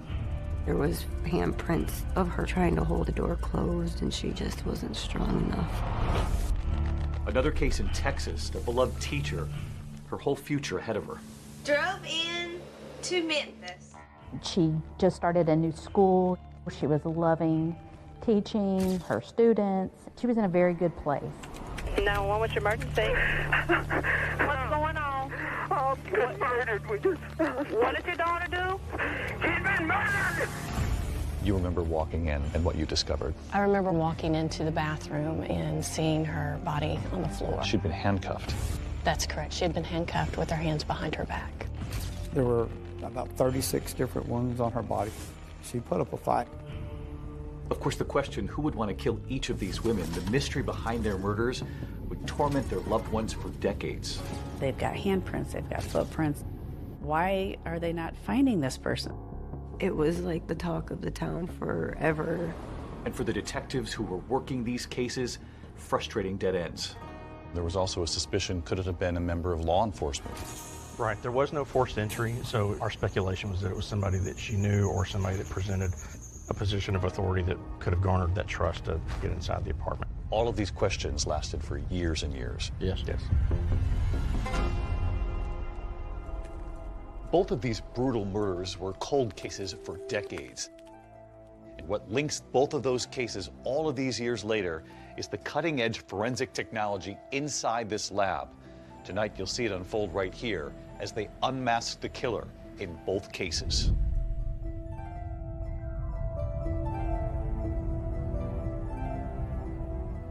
It's the first week of December 1988. 19-year-old Kathy Swartz is home with her 9-month-old daughter. In Kathy's living room, a tree decorated and ready for the first Christmas for her little baby. She was living with Mike Warner. They were, setting up their life, although he wasn't the father of the child. They were a couple and they were trying to make their way. He definitely came in and kind of was her knight in shining armor. They were a happy little family. Mike got up around 5:30 in the morning for his job. He gets home at 3:30 and he immediately notices something is wrong. Things were in disarray. Blood up the banister. And then in the bedroom was Kathy, very bloody, unclothed mostly. He would later describe it as like the walls were painted with blood. Mike is so distressed he immediately runs to a neighboring apartment because he can't bring himself to call the police. Mike does go back into the apartment to find her daughter. Kathy's baby, who's 9 months old, dressed in pants, a shirt. She has one sock on. Her diaper looks like it's been recently changed. She was standing up in the crib when Mike walked in. This is that baby left standing alone in that crib all those years ago. She's now 36 years old. How was your mother described to you? Beautiful, happy-go-lucky. She did love like AC/DC, Metallica. She was like a little rock and roll girl. And everybody tells me that I was like her whole world. So you were 16 years old when you read the police report. Mm-hmm. It was awful for somebody to do what they did to her, knowing I was in the crib right next door. I just couldn't believe that somebody could do that. So detectives had questioned at the time whether or not this suspect had changed the diaper. Yeah. When the police got there on scene, I was dry. I didn't have a dirty diaper on, and it was some hours I was alone.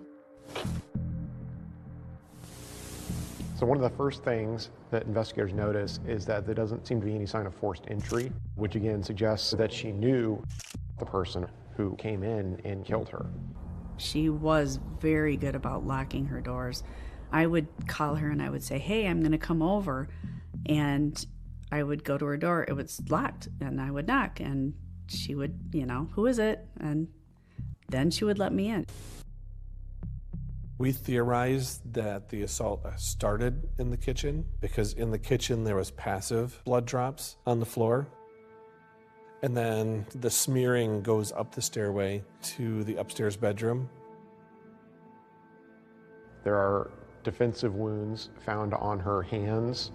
Her throat has been cut in multiple places. She's been strangled. She fought like hell. She was trying to protect her daughter, and she did. And the idea that this happened and you were just a couple of feet away. Yeah. Makes me mad that I wasn't old enough to help her. I'm 100% convinced she was trying to save her baby. Because I feel like she would have just ran outside and yelled, but I was upstairs.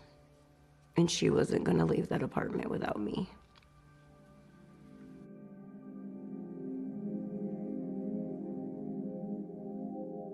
In the bedroom where Kathy was found is a phone on the bed. The phone cord was cut, but on the phone there was Kathy's fingerprints, and then there was also an unknown fingerprint in blood. In '88, obviously, DNA was in its infancy. The fingerprint on the phone, how significant? Very significant, because they were in actual blood. And it was not my mom's. There is a bloody footprint in the bathroom. It looks like the suspect took a shower after the murder to try to maybe wipe the blood off, clean up. But in the process of doing so, he left behind a left footprint, size 9, in blood. And then the person left without being seen and without being discovered. It was very unsettling that something like that could happen. It just didn't make any sense. None of it made any sense. But when crime scene investigators passed through that gruesome scene again, this time with a new forensic light source, they find a new clue, and one that was imperceptible to the naked eye. It was like a great big neon clue. It's like, holy smokes.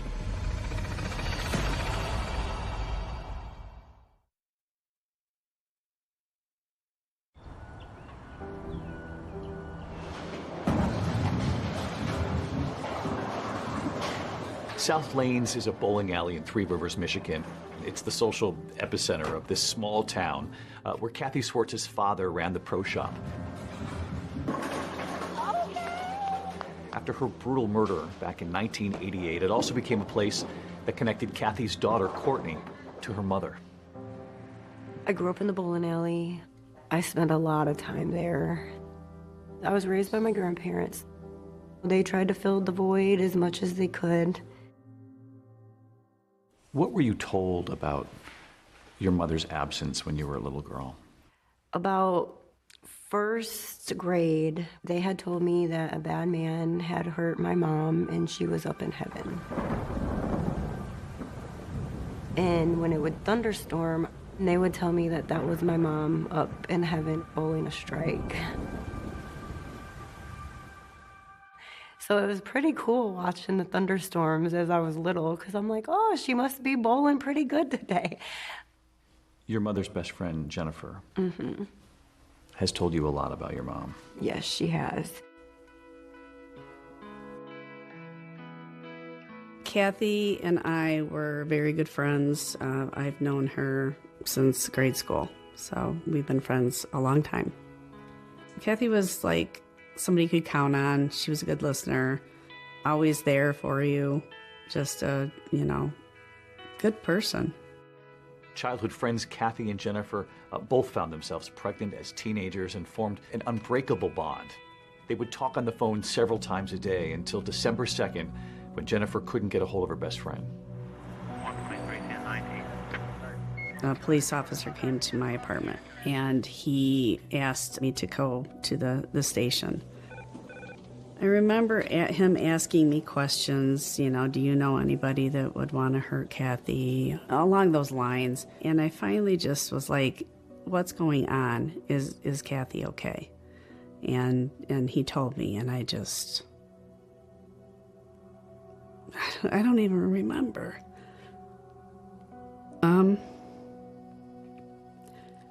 I know that the first thing out of my mouth was, is Courtney okay? Where is Courtney? I do remember pictures of our first Christmas tree, and she had presents under there for me, but she never got to give them to me. We can see it's the pain you still carry with you. They were a young family just starting out. Kathy and Mike Warner had only been engaged about 3 weeks before her brutal death. And since he was the one who found her body, of course, police would have a lot of questions for him. When the police initially interviewed him, he had this kind of flat affect to his voice. He didn't seem to be all that upset that she was dead. He didn't get emotional, and that seemed very suspicious to police. I can't imagine, walking into that scene and what that does to somebody. There was polygraph examinations that were done with. We were able to verify that he was at work in Sturgis all day long, and there was no way he could have came back to Three Rivers to do it. I had no doubt in my mind that he didn't have anything to do with this. And I knew it in my heart. No, he loved her. She and Courtney were his world. I go by Judge Jeffrey Middleton now, but at the time of this, I was Chief Assistant Prosecuting Attorney. We would have maybe one homicide a year, not a young woman killed alone in her apartment during broad daylight. At that point, they were leaving no stone unturned. So the police department actually rented the apartment for a month after the crime, just so that we could return and continue to look for clues and process. This is one of the first cases where they deployed alternative light sources. They went into the crime scene with a black light. On the refrigerator, they noticed 2 pieces of writing. Metallica was written on the refrigerator, and Harley was here. These were inexplicable writings that apparently had been erased. And we found that someone had written on her body, probably in magic marker on the inside of her thigh, and said, "I was here," with an arrow pointing up toward her groin. That was not visible to the naked eye. And when detectives speak to Kathy's friends, they hear about an ex-boyfriend named Troy Schultes. It turns out he had a nickname, Harley, which of course got their attention. He was a huge fan of the band Metallica. In fact, he has a Harley-Davidson decal on his truck. The truck was spotted outside Kathy's apartment that very afternoon of her murder. Well, that's who I told him to look at and, to question. I know a lot of other people did too. I don't know how to really describe it, but it was not a good they were not good together. When they further look into him, he doesn't have an alibi for that afternoon. So he immediately becomes their number one suspect. They pick him up for questioning. Troy Schultes admitted that he was the one that wrote on the refrigerator and on the wall in the apartment, but he never admitted to writing it on her thigh. And he said, well, I didn't do it. And still with no solid alibi for the night of the murder, police zero in on Troy. I thought, that's got to be it. Because again, it's got to be somebody she knew, somebody she trusted. And before long, an arrest in the Kathy Swartz case is announced. But if investigators think they've got their guy, a rude awakening is ahead.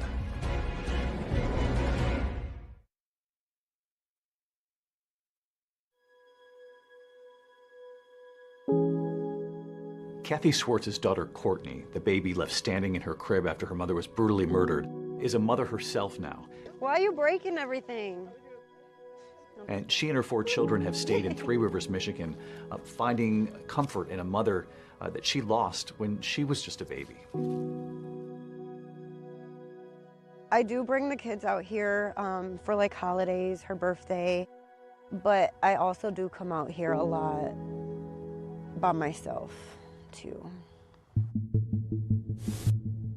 Back in 1988, police believed they found the perpetrator who brutally murdered Courtney's mother, the man whose nickname was scrawled across her refrigerator, her ex-boyfriend, Troy Schultes. You know, you look at that and you think, well, that's somebody leaving a calling card behind that they were there. Without any kind of solid alibi and now under a cloud of suspicion, Troy is arrested, he's charged, and he pleads not guilty. We had the fingerprints, but we also had a sample of blood that was left behind. We believe because Kathy fought back that whoever the killer was had sustained an injury, and Troy's blood type did not match. They take fingerprints and footprints from him, and those prints also do not match. So the charges were dismissed. As it turns out, he was wrongfully arrested and wrongfully charged. So with the investigation now back at square one, the Three Rivers Police Department, they refocused on matching the fingerprint and the footprint found at the crime scene to the killer.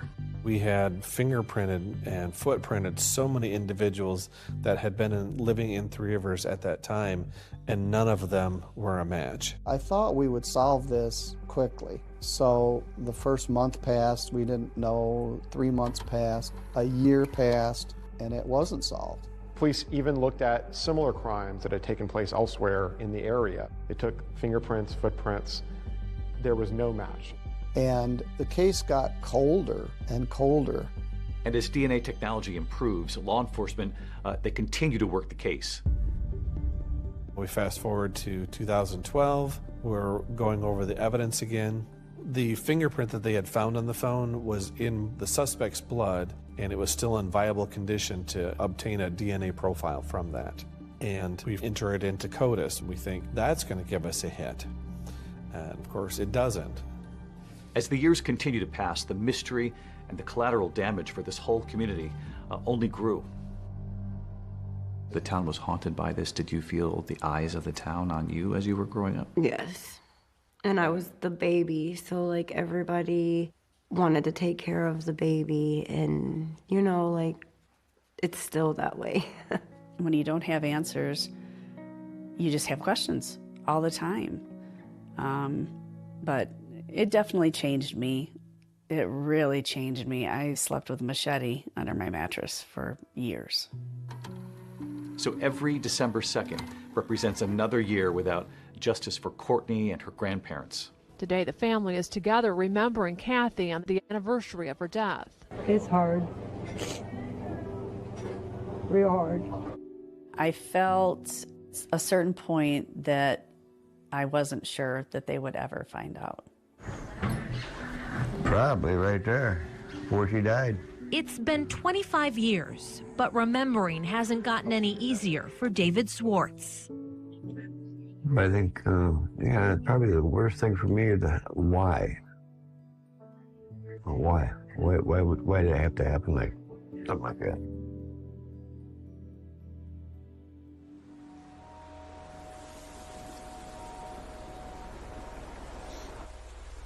When you look at these kinds of cases around the country, there is generally an investigator or a detective who never gives up. Yes.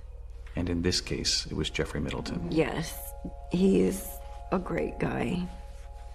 What was it, do you think, that kept him going on this case for so long? He was young, just starting out, and this was really the only cold case in our town. I spent more time on this case than any other case in my entire career. Sometimes in later years, I would pretend I was on vacation and lock myself in the library and just go through this file.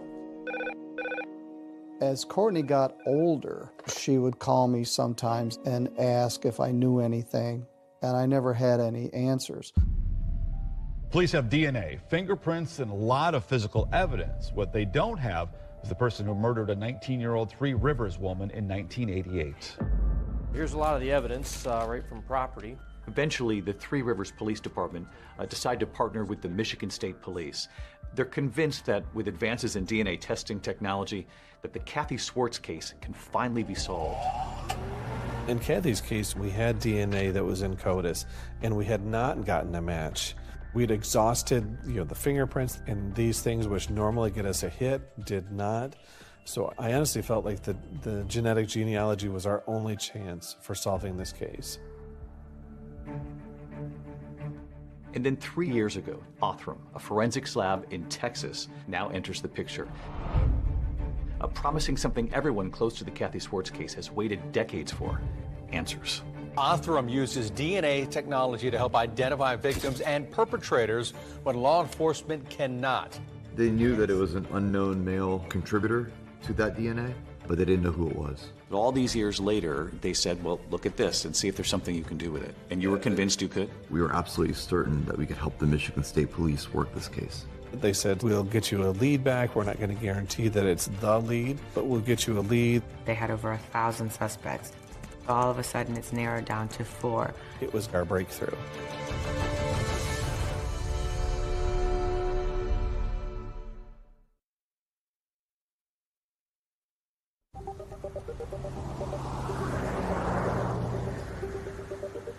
In 2022, a package containing DNA, that single bloody fingerprint from Kathy Swartz's pink phone, arrives right here at this building just north of Houston.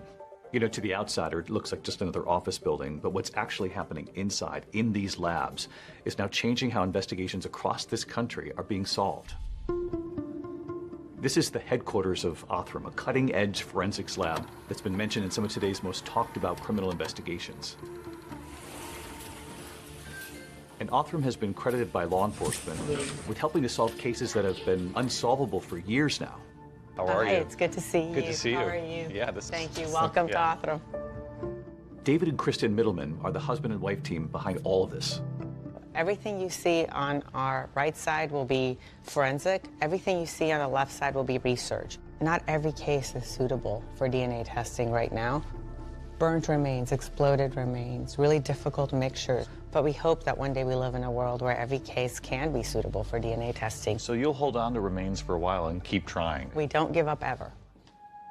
The Middleman's partnership, both in work and in life, actually began over a few blind mice. It's the year 2000. You've just started your PhD at Baylor. You're doing a study on mice? I was. And there was another young scientist. David, yep. So our projects collided, and he actually cured my blind mice. So I thought, wow, if this guy can do that, I think I'll marry him. David Middleman had worked in biomedical research for years before realizing that law enforcement was relying on a limited form of DNA testing. He knew that better technology was available, but said it just wasn't being widely used out there. It sounded like science fiction at the time. This way you could take decades-old DNA, put it into a genealogy database, build a family tree for your suspect, and then that takes you right to his door. That was pretty amazing. You start to think, wow, this is really an unused tool here for law enforcement. Yeah, it felt wrong that there were tools available, and yet there was this piling up backlog of cases that were unsolved. So at one point, you turn to Kristen and you say, I want to start my own lab. His words were, let's build a forensic lab of the future. And my words were, what? Who's going to give you evidence? You thought from the very beginning, who's going to trust us with this? 100%. I said, I don't think people will come. And he said, well, I'm going to build it and we're going to see. Within a year, he was solving cases almost every week. And the more cold cases they closed, the more publicity they got. And police departments around the world started sending them cases. It's just grown exponentially. In terms of publicly announced solves, Othram is #1 in the world. That includes homicides, rapes, unidentified bodies that they've been able to give names to. And Othram's reputation now for cracking these cold cases using DNA evidence and forensic genetic genealogy is what actually led Michigan detectives to send that 30-year-old DNA to this lab. In the Kathy Swartz case, this DNA was how old when it got here from that pink phone? It was decades old, and in spite of being so old, the DNA was still intact and usable for testing. So you knew right away this was suitable, and this was just his DNA, the suspect's. Yeah, the DNA was a single unknown male contributor. It's a small sample, but in spite of that, there's anywhere from hundreds to thousands of cells worth of DNA. So if you touch David's hand, how much DNA, how many cells have you left there? Hundreds of cells. Hundreds of cells on his hand, and sometimes you're dealing with 10, 15. Even less. From years ago. Yeah. And still able to solve the case. It's a very, very sensitive technology. In this Kathy Swartz case, you've chemically labeled all the different parts of the DNA in this room right here. And what do you do with it from there? It is now ready to actually be read. This particular DNA sequencer is one of the most powerful sequencers This on here Earth. with the green? Yes. Give me a comparison to what authorities used to have to deal with. What would the DNA sequence reveal versus what you can reveal with the DNA sequencing from this machine now? Sure. So for the last 30 years, people have used a different kind of DNA testing technology that can measure 20 data points in the DNA. This machine actually can read out the entire sequence. So whereas you might get 20 data points in the earlier versions of this technology, this machine could give you anywhere from 100,000 to 1 million data points. 100,000 to 1 million? 100,000 to 1 million data points. So now that you have this sequencing that they just didn't have access to years ago, in this particular case, for example, what do you then do with that? So with the data file that comes out that might have 100,000 to 1 million DNA markers, you can do a lot more, including genetic genealogy and that search for distant relatives. You're taking what in many cases is a very old DNA sample from these cold cases. You're expanding the DNA sequence, but you're also able to take that information now and put it up against vast public data now, because families and relatives and third cousins and fourth cousins have put all of this information out there, and it would seem that this might unlock cold cases everywhere. Correct. At that point, Othram's in-house genealogy team takes over to build a family tree for the suspected killer of Kathy Swartz. These types of crimes going unsolved have a ripple effect across society, not just the victim and the family not having answers, but the law enforcement that worked the case for decades, consumed by a case they can't solve. Finding those investigators and then gaining their trust is what Othram says has been critical to their success in helping to crack these cases. In those early years, you have no background in law enforcement. Are you essentially making cold calls to police stations? I spent my time almost exclusively talking to law enforcement. You live in Texas, and you know if you want to land a case in Texas, you got to get to the Texas Rangers. But how did you convince them that we've got a tool here? Well, the one that I've done the most work with is Ranger Brandon Bess. Brandon Bess is almost out of central casting for a Texas Ranger. He's this imposing man with his white hat. When David Middleman founded Othram, nobody had heard of them. And when Bess visited in 2019, he was really kind of taken aback. David walks in this room, and it's to speak to David's confidence in that he's wearing a t-shirt that's about 2 sizes too small. He's wearing jeans that have holes in them. It looks like he hadn't slept in 14 days. His hair standing up. I have instant respect for him because I can tell this is a guy that doesn't give up. Bess came away impressed. He heard about the opportunity to solve a cold case, and he thought, let's team up. And he had one case in mind. They told me it was the most heinous thing that had ever happened that was unsolved in Beaumont. That other case, that young school teacher, 31-year-old Catherine Edwards. 911, what's your emergency? Get me the police. What was unique about this case? The victim was a school teacher, well liked by everyone. And there was no sign of forced entry. So it's a very odd situation. It didn't add up. This is a crime of violence, a crime of passion, a crime of control. It gives you chills even today. Even today, yes, even today. Either it was someone that she knew or someone that presented themselves as an officer. It was almost like whispered in the hallways, it could be one of our own.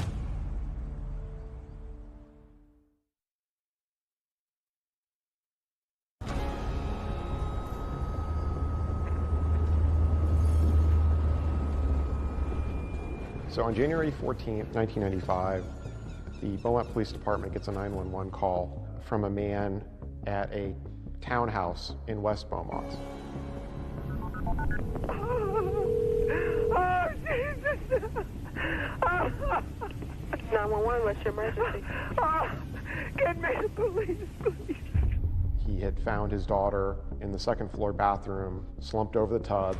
Okay, ma'am, what's going on there? Our daughter has been murdered. Okay, what happened, ma'am? We came over here and found her. She's handcuffed. She's been tortured. Please, okay, we're sending someone. Don't hang up, all right? Okay, is there anyone else in the house? My husband is here with me. Okay. We found her. That woman was Catherine Edwards, and she's a teacher at a local elementary school. She was supposed to have plans with her sister and family for lunch. When she didn't respond by phone call, they went by her house and found that her car was still there. Got inside the house with a key. Her father said he grabbed her and pulled her over and rolled her over to look and see if there's anything he could do. He was crying hysterically. Yes, please. And an ambulance. To listen to the emotion in those calls, you know, just gut-wrenching. In my 30-plus years, I'd never heard anything like it. Dad covers her with a towel. Police show up. There's one officer by the name of Carmen Brown. She shows up first, and she secures the crime scene. And that officer, Carmen Brown Apple, says the memory of her entering Catherine Edwards' townhouse has played over and over again in her mind for decades. You remember walking in and what you discovered? I remember walking in and going up the stairs, looking first into the bedroom that was very much in disarray. What did you find as far as the bedroom and the bathroom? Bedroom, there was looked like there had been some type of tussle in there. Things had been knocked around, sheets were partially torn off, a portion of the bedpost had come off. And then walking into the bathroom and seeing her body on the floor. She'd been handcuffed. That's correct. She had been handcuffed with her hands behind her back. When her mother said her name, Yes. you thought, I know her. I know her. I went to college with her. We were in sororities together. She was so full of life and so friendly and so nice. That just always stuck with me. To come to the scene and then suddenly realize it was Mary Catherine, it just knocked me for a minute. It gives you chills even today. Even today, yes, even today. She is not your typical victim by any stretch of the circumstance. It was an extremely unusual case.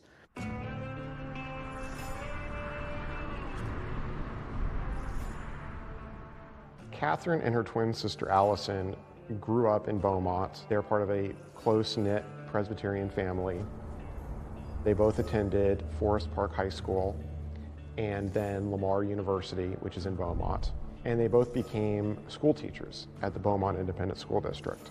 Catherine and her sister were extremely close. When you talk about Mary Catherine and talk about Allison and look at them, I mean, they are identical twins. You can't tell them apart. They both had students come up to each other in the grocery store thinking they were the other twin. Investigators learned that her sister Allison was likely the last person, aside from the killer obviously, to see Catherine alive. Allison would tell detectives that her twin sister arrived at her house after work to pick up her beloved beagle, Maggie. She came by, visited with her sister, went home. From what we can tell, she had had a glass of wine and just kind of was relaxing and about to go to bed. And I think the last time she was heard from was about 8 o'clock that night. One of the neighbors told police that he heard someone clomping down the stairs overnight on the night of January 13th. There was a 12-year-old boy and his dad that were staying with some friends that were right next door to Catherine Edwards' townhome. He heard somebody run down the stairs and then a door slam, and a little while later a car sped off with loud music. There were some other neighbors that heard some loud banging. It lasted for 60 to 90 seconds. And they said they never heard a scream, so they just figured that something else might have been going on. They had no idea that there was a murder taking place next door. Crime scene investigators found that there was no sign of forced entry, which is significant because it either meant that Catherine had kept her door unlocked or had potentially recognized her killer and let him in. Of course, in these cases, it's standard procedure for investigators to look at those closest to the victim. And really, from the beginning, her ex-boyfriend is seen as a prime suspect.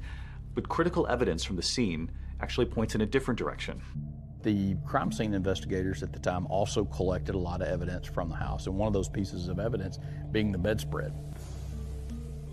Investigators found semen on Catherine's bedspread and from the rape kit.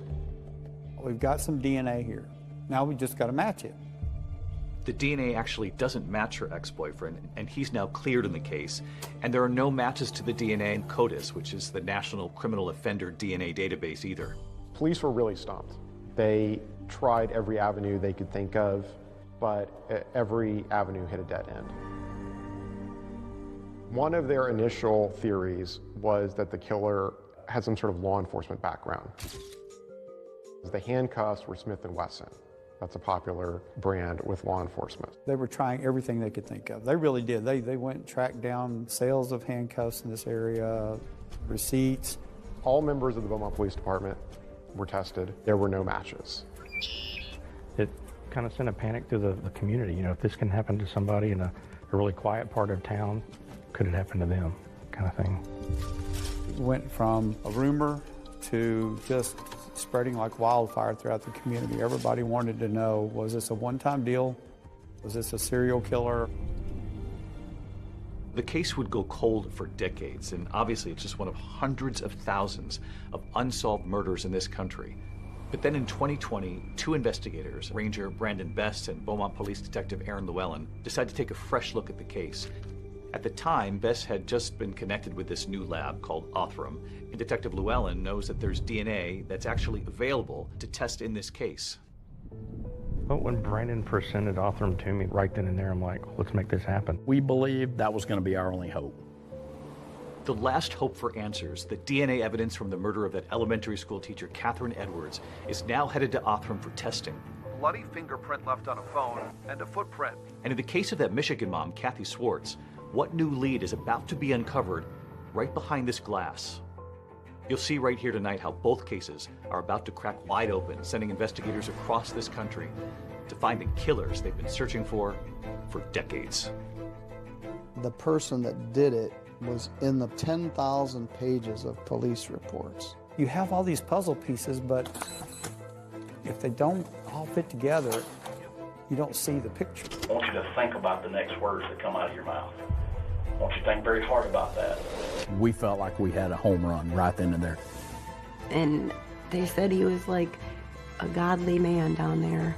I was like, wow, we're gonna get some answers.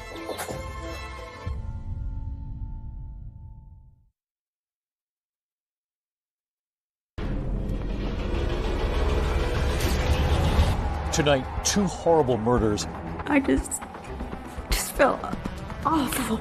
And now a survivor who lived to tell. I was just like, I can't tell him.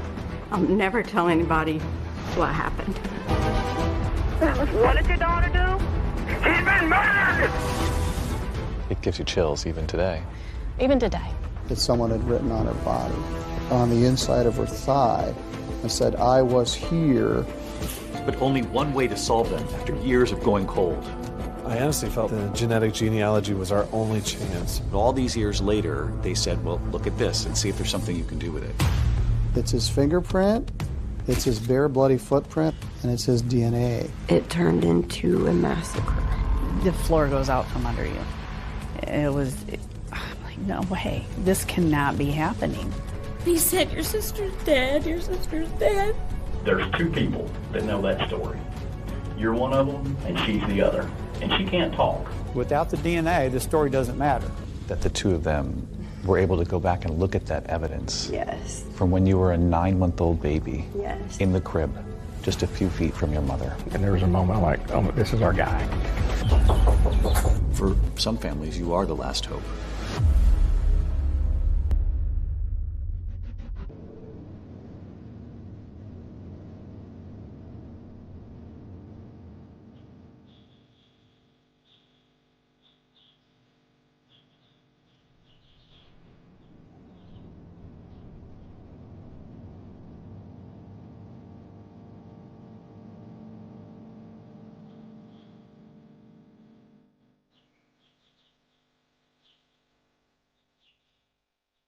Courtney Swartz's childhood was clouded in mystery.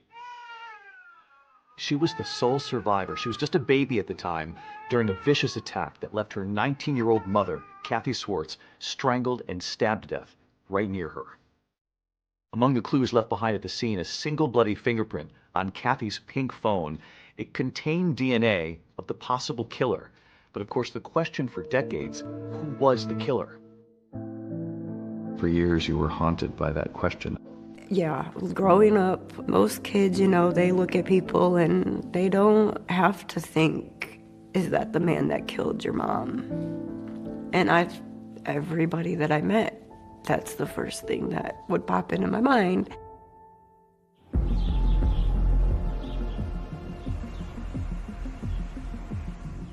This is the original file from 1988. When you have your files in a cold case, the killer's name, it's in there somewhere. The profilers really believed that whoever it was would return to her gravesite. And for years, that was part of our initial our rookie training program was, this is Kathy Swartz's gravesite. If you see somebody at that gravesite, you need to stop and identify them because they could be a prime suspect in the murder.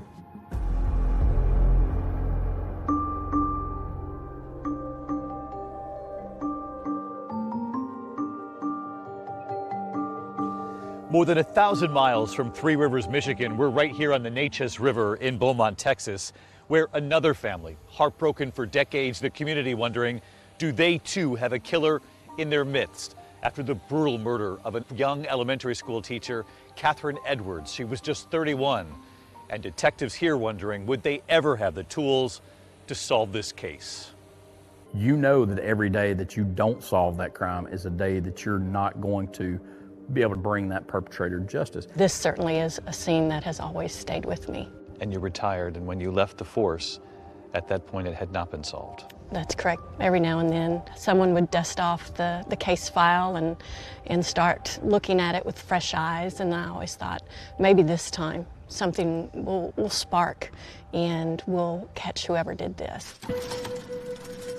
It would turn out that spark, the one that would finally reignite the whole investigation into the murder of Catherine Edwards, was actually coming, thanks to a major leap forward in forensic technology.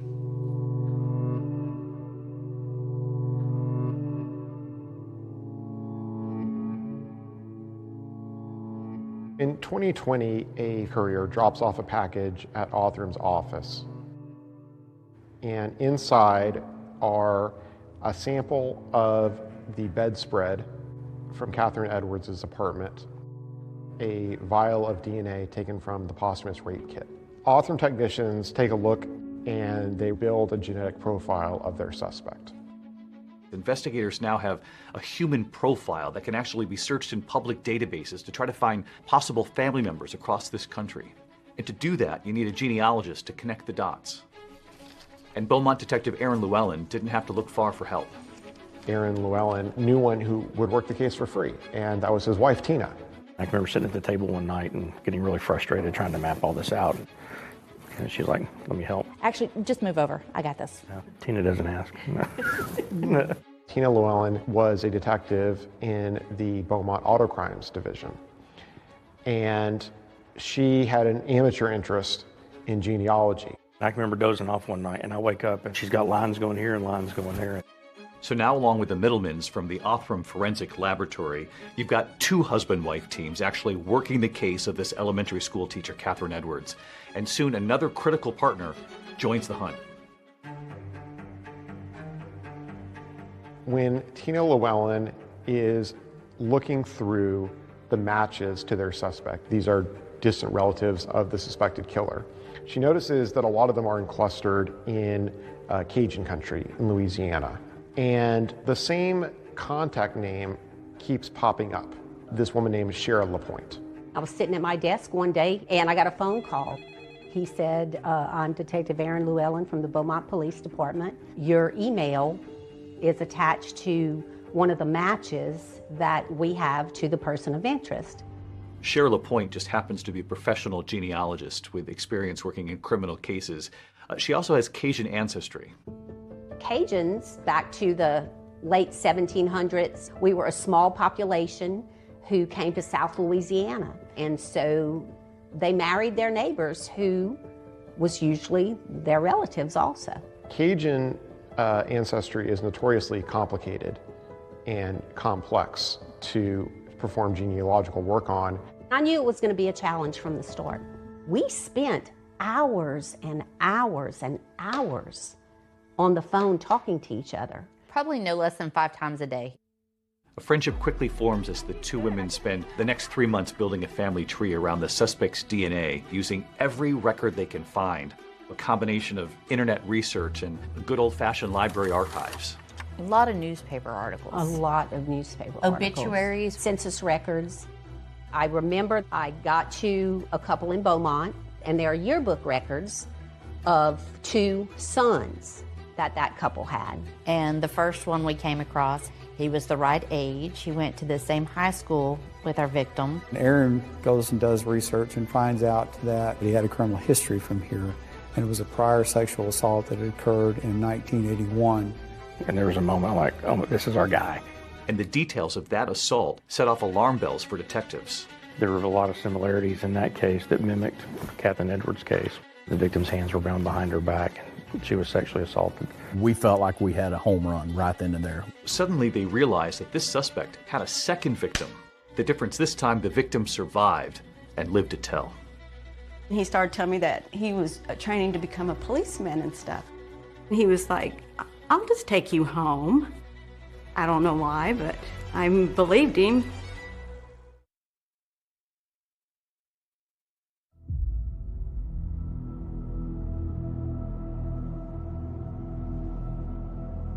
So all these years later, investigators in the Catherine Edwards case, the school teacher who was brutally murdered, now think there might have been a second victim of the suspect who is still alive, Paula Bledsoe Ramsey.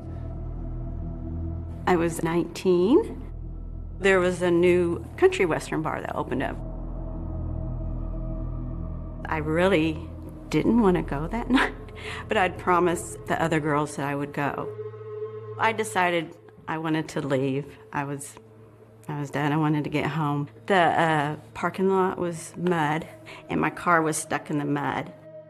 I just thought, I'll just walk to the gas station and call my mom. She says a man offered her a ride home. He said his brother's name, and then he said where he went to high school, and then he said, do you go to Forest Park? And I was like, yeah. And then he started telling me that he was training to become a policeman and stuff. And so then he was like, I'll just take you home. And I don't know why, but, you know, I believed him. She realized very quickly that that man wasn't driving in the direction of her home. He started off being very nice. Next thing I know, we're at this field. And then his whole demeanor changed. He drove her to a nearby park, threatened her with a knife, tied her hands behind her back, and raped her in the backseat of the car. Then he dropped her off at her house.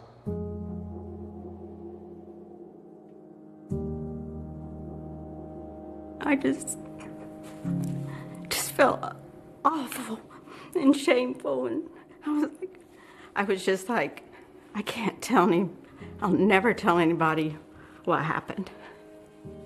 I don't know. I was kind of like, I don't know if anybody would believe me.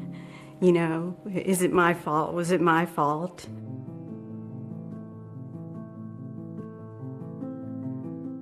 Paula said she summoned the courage about a week later to tell police what had happened.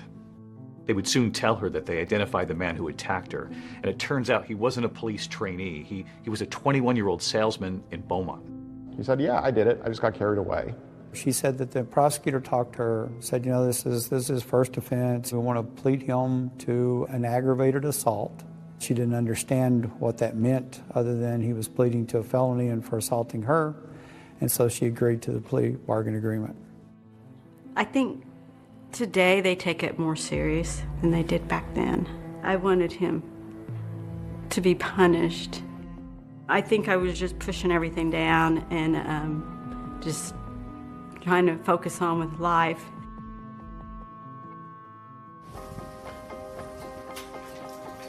Hey, good. How are you? Ranger Bess? Brandon. Yes, Good sir. to see you. Pleasure. Yes, sir. So when you looked at what had happened in 1981 with this sexual assault, you thought there's a lot here that seems awfully close to the Catherine Edwards case. I did. It turns out that the man who pleaded guilty in that 1981 case is a man by the name of Clayton Foreman. Now, this is the same name that turned up in Tina and Shara's genealogy hunt. He was one of two brothers from the family tree that they actually put together. And you might be wondering why his name never surfaced before.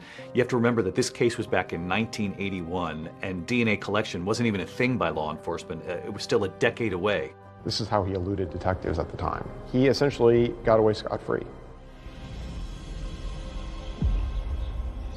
As investigators get closer to solving this mystery, they begin to learn more about Clayton Foreman's background. And in a twist in this case, one of the things they learned is that Clayton Foreman, the suspect, actually went to the same school as Catherine Edwards, the woman who was killed. In fact, they probably walked down the same hallways here at school.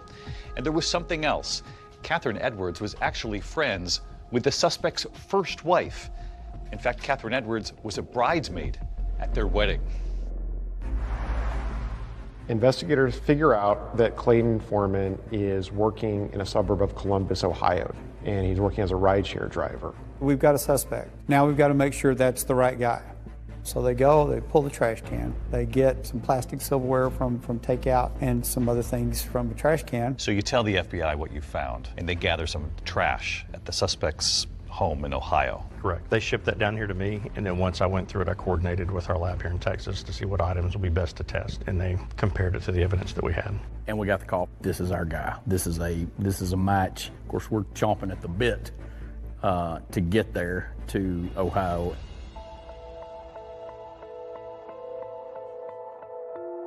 So he'd been told that one of his Uber customers had something taken and that he needed to come down. Maybe you guys could ask him a few questions about it. That's not what you were going to ask him. No, not at all. What we're here about is we're cold case investigators. You want that shock and awe factor.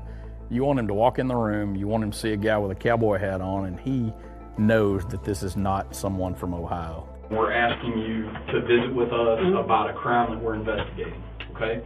You don't have to talk to us at all. Okay. He thought we were there just following up on an old case. Like, hey, these guys, they don't have anything. They're just asking me all these questions in case they do one day. I don't think he had any idea that we had his DNA. So the crime that we're looking at is the murder of Mary Catherine Edwards. She was murdered in 1995. She and her sister, Allison, were actually in your wedding. Right. And 1982. Were you aware of the crime even? No.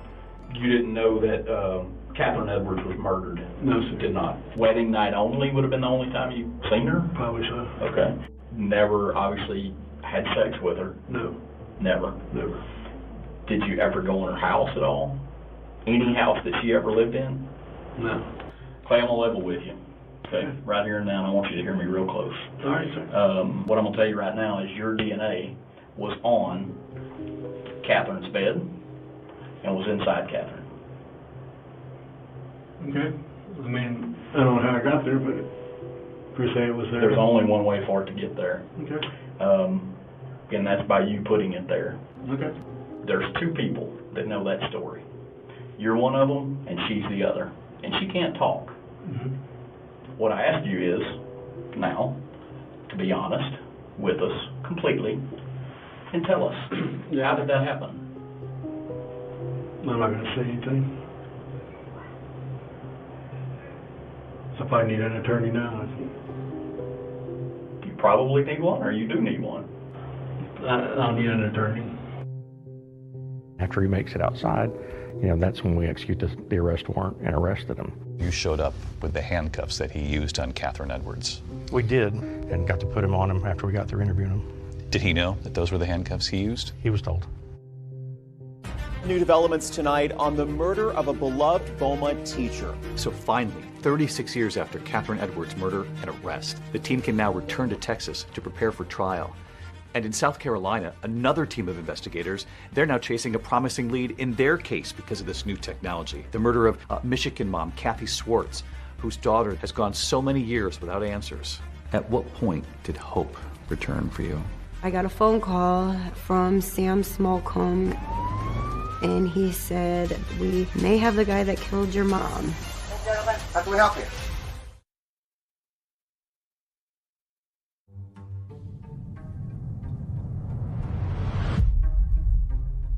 Investigators working the cold case murder of Kathy Swartz, the young Michigan mother who was murdered, her baby right nearby, they had sent off the perpetrator's DNA taken from her pink phone to that lab in Texas, Othram. So after 3 decades with no arrests in this case, Othram actually uses their cutting-edge technology to build a comprehensive DNA sequence of who the perpetrator is. So now that you have this sequencing that they just didn't have access to years ago, what do you then do with that? We could use that profile to search a database of people, and in doing this, we can then begin to figure out how these people that are near relatives are arranged on a family tree. And if we can do that, then we can begin to ask where the person that we're looking to identify might fit on the tree. In going down the family tree, you find that there is actually a family that lives in Three Rivers, Michigan, a mother and father with 4 sons. That's correct. We got the report back, and they believed it was a family that had lived in Three Rivers. The DNA was male, so this narrowed it down to 4 brothers. The youngest brother, Barry, and then there was, the oldest was Sonny Waters, then John Waters, and then Robert Waters.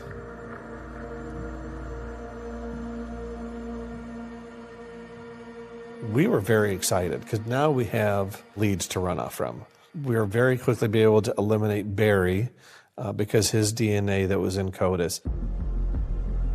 And they're able to rule him out, so they take him right off the list. Detectives then track down 2 more of the Waters brothers, who both quickly agree to turn over their DNA. 1, 2, 3, 4. And with that DNA, they're able to eliminate them as well, which just left Robert Waters. Robert Waters was married, had a couple of children, and had been living in Beaufort, South Carolina for quite some time. He was a local business owner and had a plumbing business. And from what detectives can tell from looking at his wife's Facebook page, Robert Waters appears to be a happily married family man.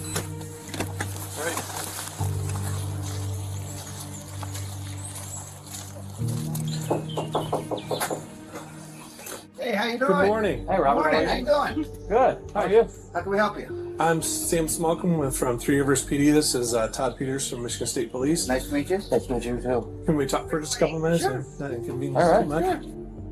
Sure. He seemed like the guy next door that would mow your lawn for you if you were going to be out of town for a week. So I'm helping Sam, and we reopened this case from Three Rivers from way back in the day, going back through and getting interviews and just clearing everything down. Okay. So we were wondering if you'd have time to come down to the PD and talk with us down there. Yeah. Okay. Somebody comes into knocks on your door, investigators from another state, and asks you to come down to a department and talk. You're probably going to ask why. Never asks why, and agrees to drive himself down and meet us there. So we'll just expect you in a couple minutes, and we'll meet you down. That's fine. All right. Thank you, sir. After initially not showing at the police station, detectives call Waters. He's informed that they have a warrant for his prints and his DNA, and later that day he actually comes in. but what I'm probably going to do is do the 3 and... We had to just focus on getting the fingerprints and the DNA. Yeah, don't have a seat. And one of the issues we'd run into is the Beaufort Police Department did not have the fingerprint live scan machine. So we had to use the traditional ink and paper. Hang on for just a second. I got to take a call real quick here. Yes, sir. Hey, sorry about that. We're struggling with this print here. Unfortunately, at that police station, they're having trouble actually getting a clean print from Waters. You want to come get your fingers dirty again?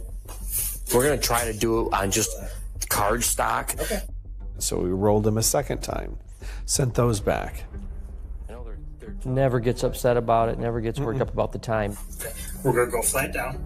He still just willingly, I guess, hung out with us. So you've got the detectives now waiting for a definitive answer from the lab in Michigan. So they spend the next 5 hours actually making small talk with Robert Waters. If you like seafood. Yep, I do. You will like that place. We talked about our families, his family, plumbing, and remodeling houses. You would never guess by looking at that guy that he was concerned about why he was there or the outcome of it. All right. Okay. I just wanted to tell you, we did submit the print that we took from you earlier. It did match to the one at the crime scene. So at this time, you are under arrest for the murder of Kathy Schwartz. Okay? Okay. It really surprised me. He did not really react. I feel like he knew when we showed up that morning that the game was up. Do you remember when you learned that the prints were a match? There was just so many emotions and everything going on that I was just overwhelmed and so excited because finally they had him. So after decades, you have your answer. Yes. 53-year-old Robert Waters, a former Three Rivers resident, now a plumber, husband, father, and accused killer. I didn't recognize his name, didn't sound familiar to me at all. But investigators always believed that Kathy Schwartz must have known her killer in some way. You'll remember there was no forced entry. And they finally discover the connection when they go back to speak to Kathy's one-time fiancé, Mike Warner. Well, let me ask you the obvious question. What about Rob Waters? He came there one time. He came there one time? One time. Okay. Do you remember, like, was that close to December? That was... I think so. He knew Robbie Waters, had visited the apartment about a month before the murder. We hadn't seen him since grade school. Yeah. Okay, so he just somehow figured out that you guys were living in Riverside. And showed up that one time. Yeah. I honestly think she knew him then, obviously, because he was friends with Mike, and he was in town and tried to come see my mom, and she wasn't having it. He's waiting to be extradited to St. Joseph County. It really was, like, wow, we're going to get some answers. We're going to find some things out. But before his day in court could actually come, the suspect, Robert Waters, does something that shocks everyone. No way. This cannot be happening.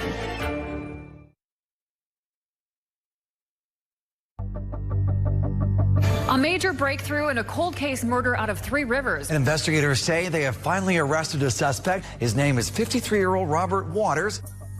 Those too tight? No. The plans were already in place. He had waived extradition, so he knew that he was going to be brought back to Michigan.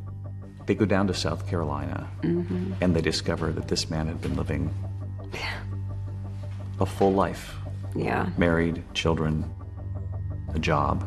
A good job. A good life. And they said he was like a godly man down there. To that you say? No. They don't know the real man. But after evading law enforcement for decades, Robert Waters never makes it back to Michigan. At like 6:30 in the morning, I received a call from an investigator from Beaufort, and she had explained that she had just come from the jail and that Robert Waters had hung himself in his cell. I'm like, no way. This cannot be happening. Again, like a disbelief, like why? How could this happen? He had some material that they'd given him in the jail, and it was some devotionals, and the parts that he had ripped out talked about forgiveness and asking for forgiveness. To me, it says that you're guilty. I mean, no one is going to do that in that situation if they're innocent. You feel robbed that you did not get the opportunity to see him face to face. Yes. I just wanted him to feel my presence in the room. What would you have said to him in court? I don't think I would have said anything. I just think I would have walked in, and my presence is enough words for him. He would have seen that baby Yeah. that he left there in that crib all And probably my mom, because I look like her, they say. He's a coward. To take her away from all of us in the manner that he did, and then he got to go live his life. You're not going to give us any answers. I mean, he's just a coward. But remember, there are 2 cases here that have been unlocked by this new technology. And back in Beaumont, Texas, Catherine Edwards' loved ones are determined to see the suspect in that case, Clayton Foreman, the man charged with murdering her, face a jury. Clayton Foreman goes on trial in March of 2024 in Beaumont. He is charged with capital murder. Clayton Bernard Foreman, how do you plead to the indictment, guilty or not guilty? Not guilty. There were family there, there were friends there, there were former students of Catherine's that were there to see that justice was going to be served. Prosecutors begin by playing that 911 call Catherine's parents made for the jury. Police, please. What's going on? My daughter murdered. That 911 tape was very impactful to start the trial off with. That really gets you involved and to know that something horrible happened. You know, Catherine's parents did not live to see the man accused of killing their daughter arrested. So this is left now to the twin sister, Allison, to tell jurors about her sister. Are you related to Mary Catherine Edwards? Yes, she was my twin sister. Allison is now 60 years old, and she offered really powerful testimony about growing up with Catherine. She just was always very nurturing and loving to people. And if anyone had a problem, they would come to her, and she would talk to strangers and make friends with people and compliment people, and just was an amazing person. Allison recalls the afternoon where her sister's body was discovered. Catherine just never showed up to this lunch. So eventually her father, Lum, agreed to go check on her. And my dad answered the phone. And he was frantic. And he said, "Your sister's dead, your sister's dead." And it was just heartbreaking to see. I mean, her twin, identical twin, is what she would have looked like today if she was alive. And there she is up on the stand testifying. And the emotion and the love and the hurt, all of it came out and was so impactful with the jury. Allison said when Catherine died, she thought her parents died a little bit that day too. It was horrible. They were never the same. But we decided as a family after that happened that we were gonna not let what happened kill us too, and that we were gonna live to honor her, and that's what we always did after that. In a heart-crushing moment, Allison shares with the jury how she honored her sister after her death. 4 years later, I had a daughter, and her name is Catherine. Catherine Ann, after my sister. But she never got to know her. My oldest was 9 months old, and she was her godmother, and she never got to know her either. You can know the case inside out, but until you see somebody testify and see the raw emotion that's going on, that was raw emotion that they relived on the stand. Excuse me, thank you. The prosecution's next witness is about to detail the surprising connection between Catherine Edwards and Clayton Foreman. And you got married to a person by the name of Clayton Foreman. Yes. What she's about to tell the jury about his reaction to Catherine's death. It dumbfounded me.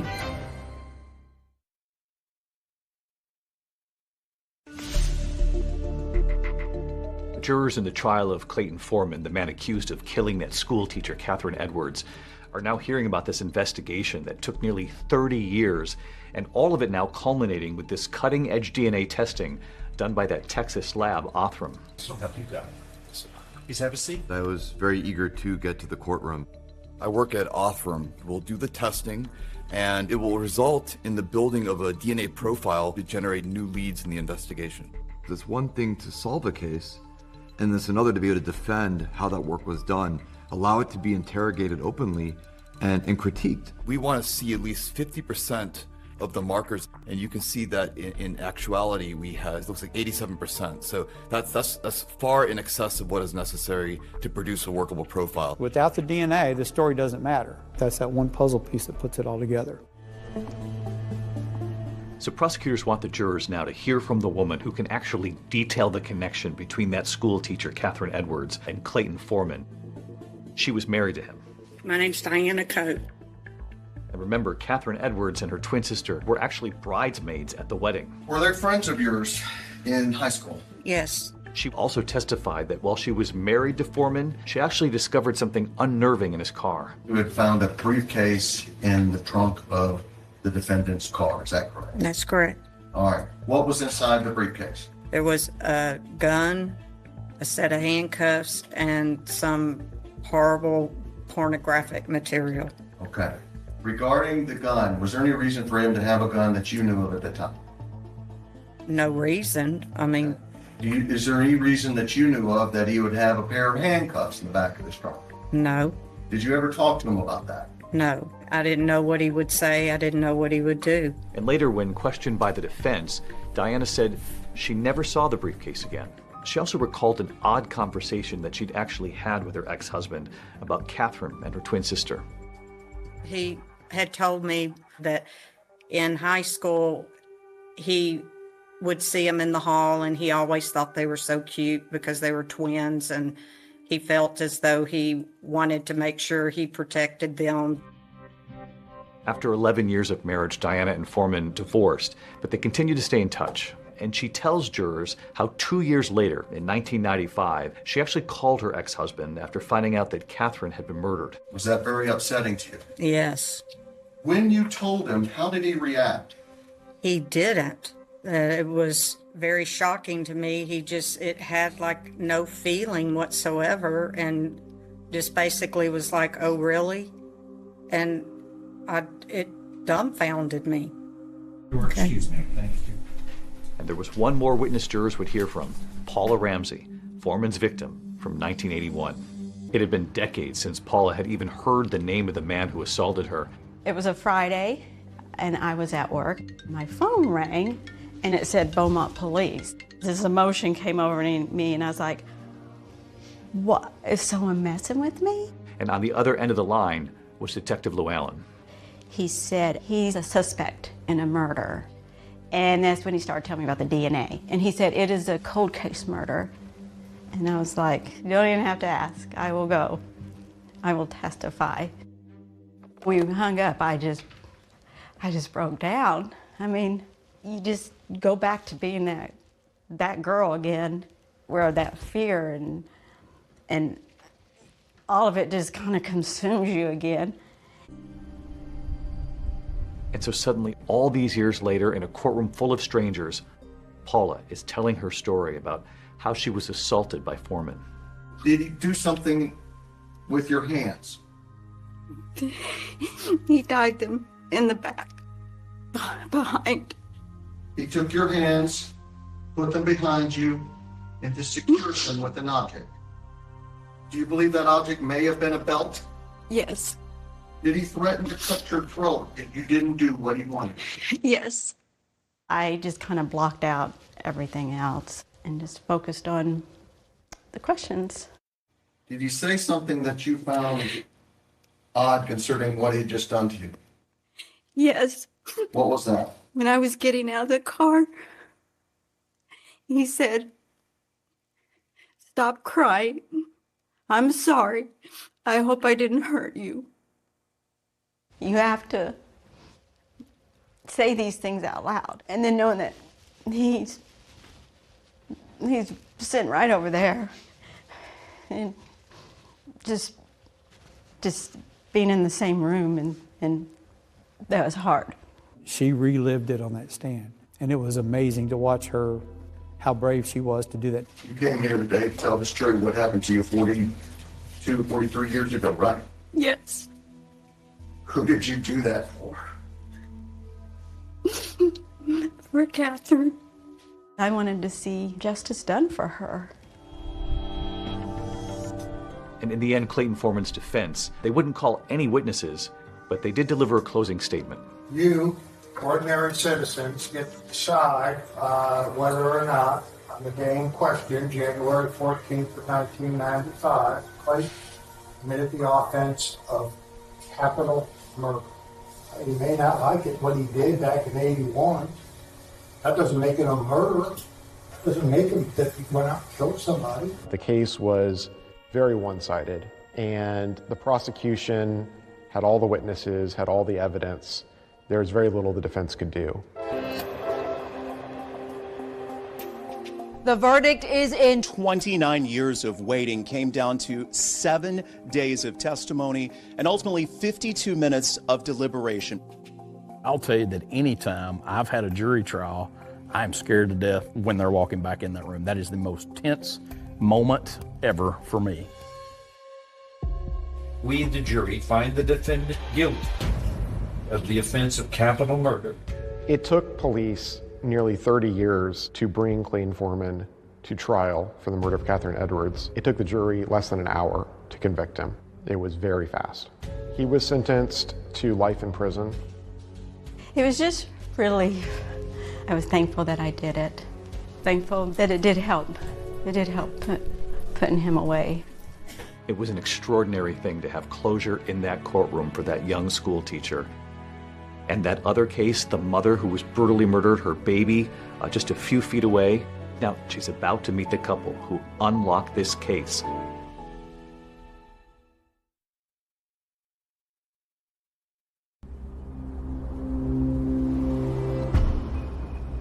As we stand here today, all these years later, it's so peaceful and quiet here. It's hard to imagine what played out behind us. It is. Thankfully, the detectives worked very, very hard on this. And never gave up.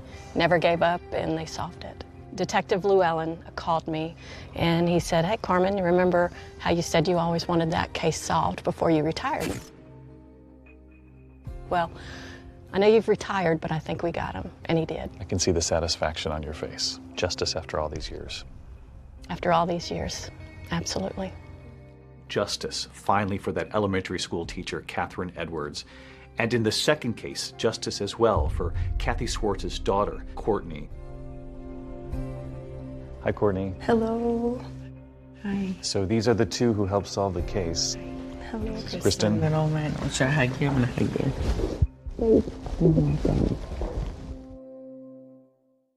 Just the idea, though, that the two of them were able to go back and look at that evidence and solve it all these years later.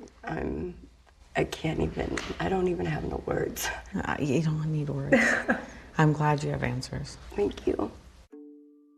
It's unbelievable just in my career to see, like when I started in '97 to where we're at today. You have these cases that are literally going nowhere. You give them this DNA sample, and the next thing you know who your suspect is. Do you think that there are cases like this all over the country right now just waiting to be solved with this new technology? Absolutely, all over the country and all over the world, but finding every case, I think, would be the goal. Every one. Every sexual assault, every homicide, every one of them. We need to find those cases, and we need to get them submitted and worked. And that means answers, finally, for thousands of families. Sure, absolutely. There are tens of thousands of little tubes of DNA in crime labs across this country, and all of them have answers. I think we're going to live in a world in this lifetime where there are no unidentified victims, victims that are named voiceless, where perpetrators are caught the first time they commit a crime. For some families, you are the last hope. For many. Yeah. I don't believe in closure when you've gone through something as horrible as one of these violent crimes, but I do believe that truth allows you to turn the page. Okay. I have been living with this for 36 years, and these people, they took their time. They solved this case with DNA so I can close this book and open up my own book with my own kids. And there's no words for that. And we should know that lab, those DNA decoders, Kristen and David Middleman, Othram, they recently announced their 455th DNA match. Deborah, they are solving these cases. And how incredible, David. Catherine Edwards' killer, Clayton Foreman, will be eligible for parole in 30 years. He'll be in his 90s. He's appealing his conviction. That's our program for tonight. Thanks so much for watching. I'm Deborah Roberts. And I'm David Muir. From all of us here at 2020 at ABC News, good night.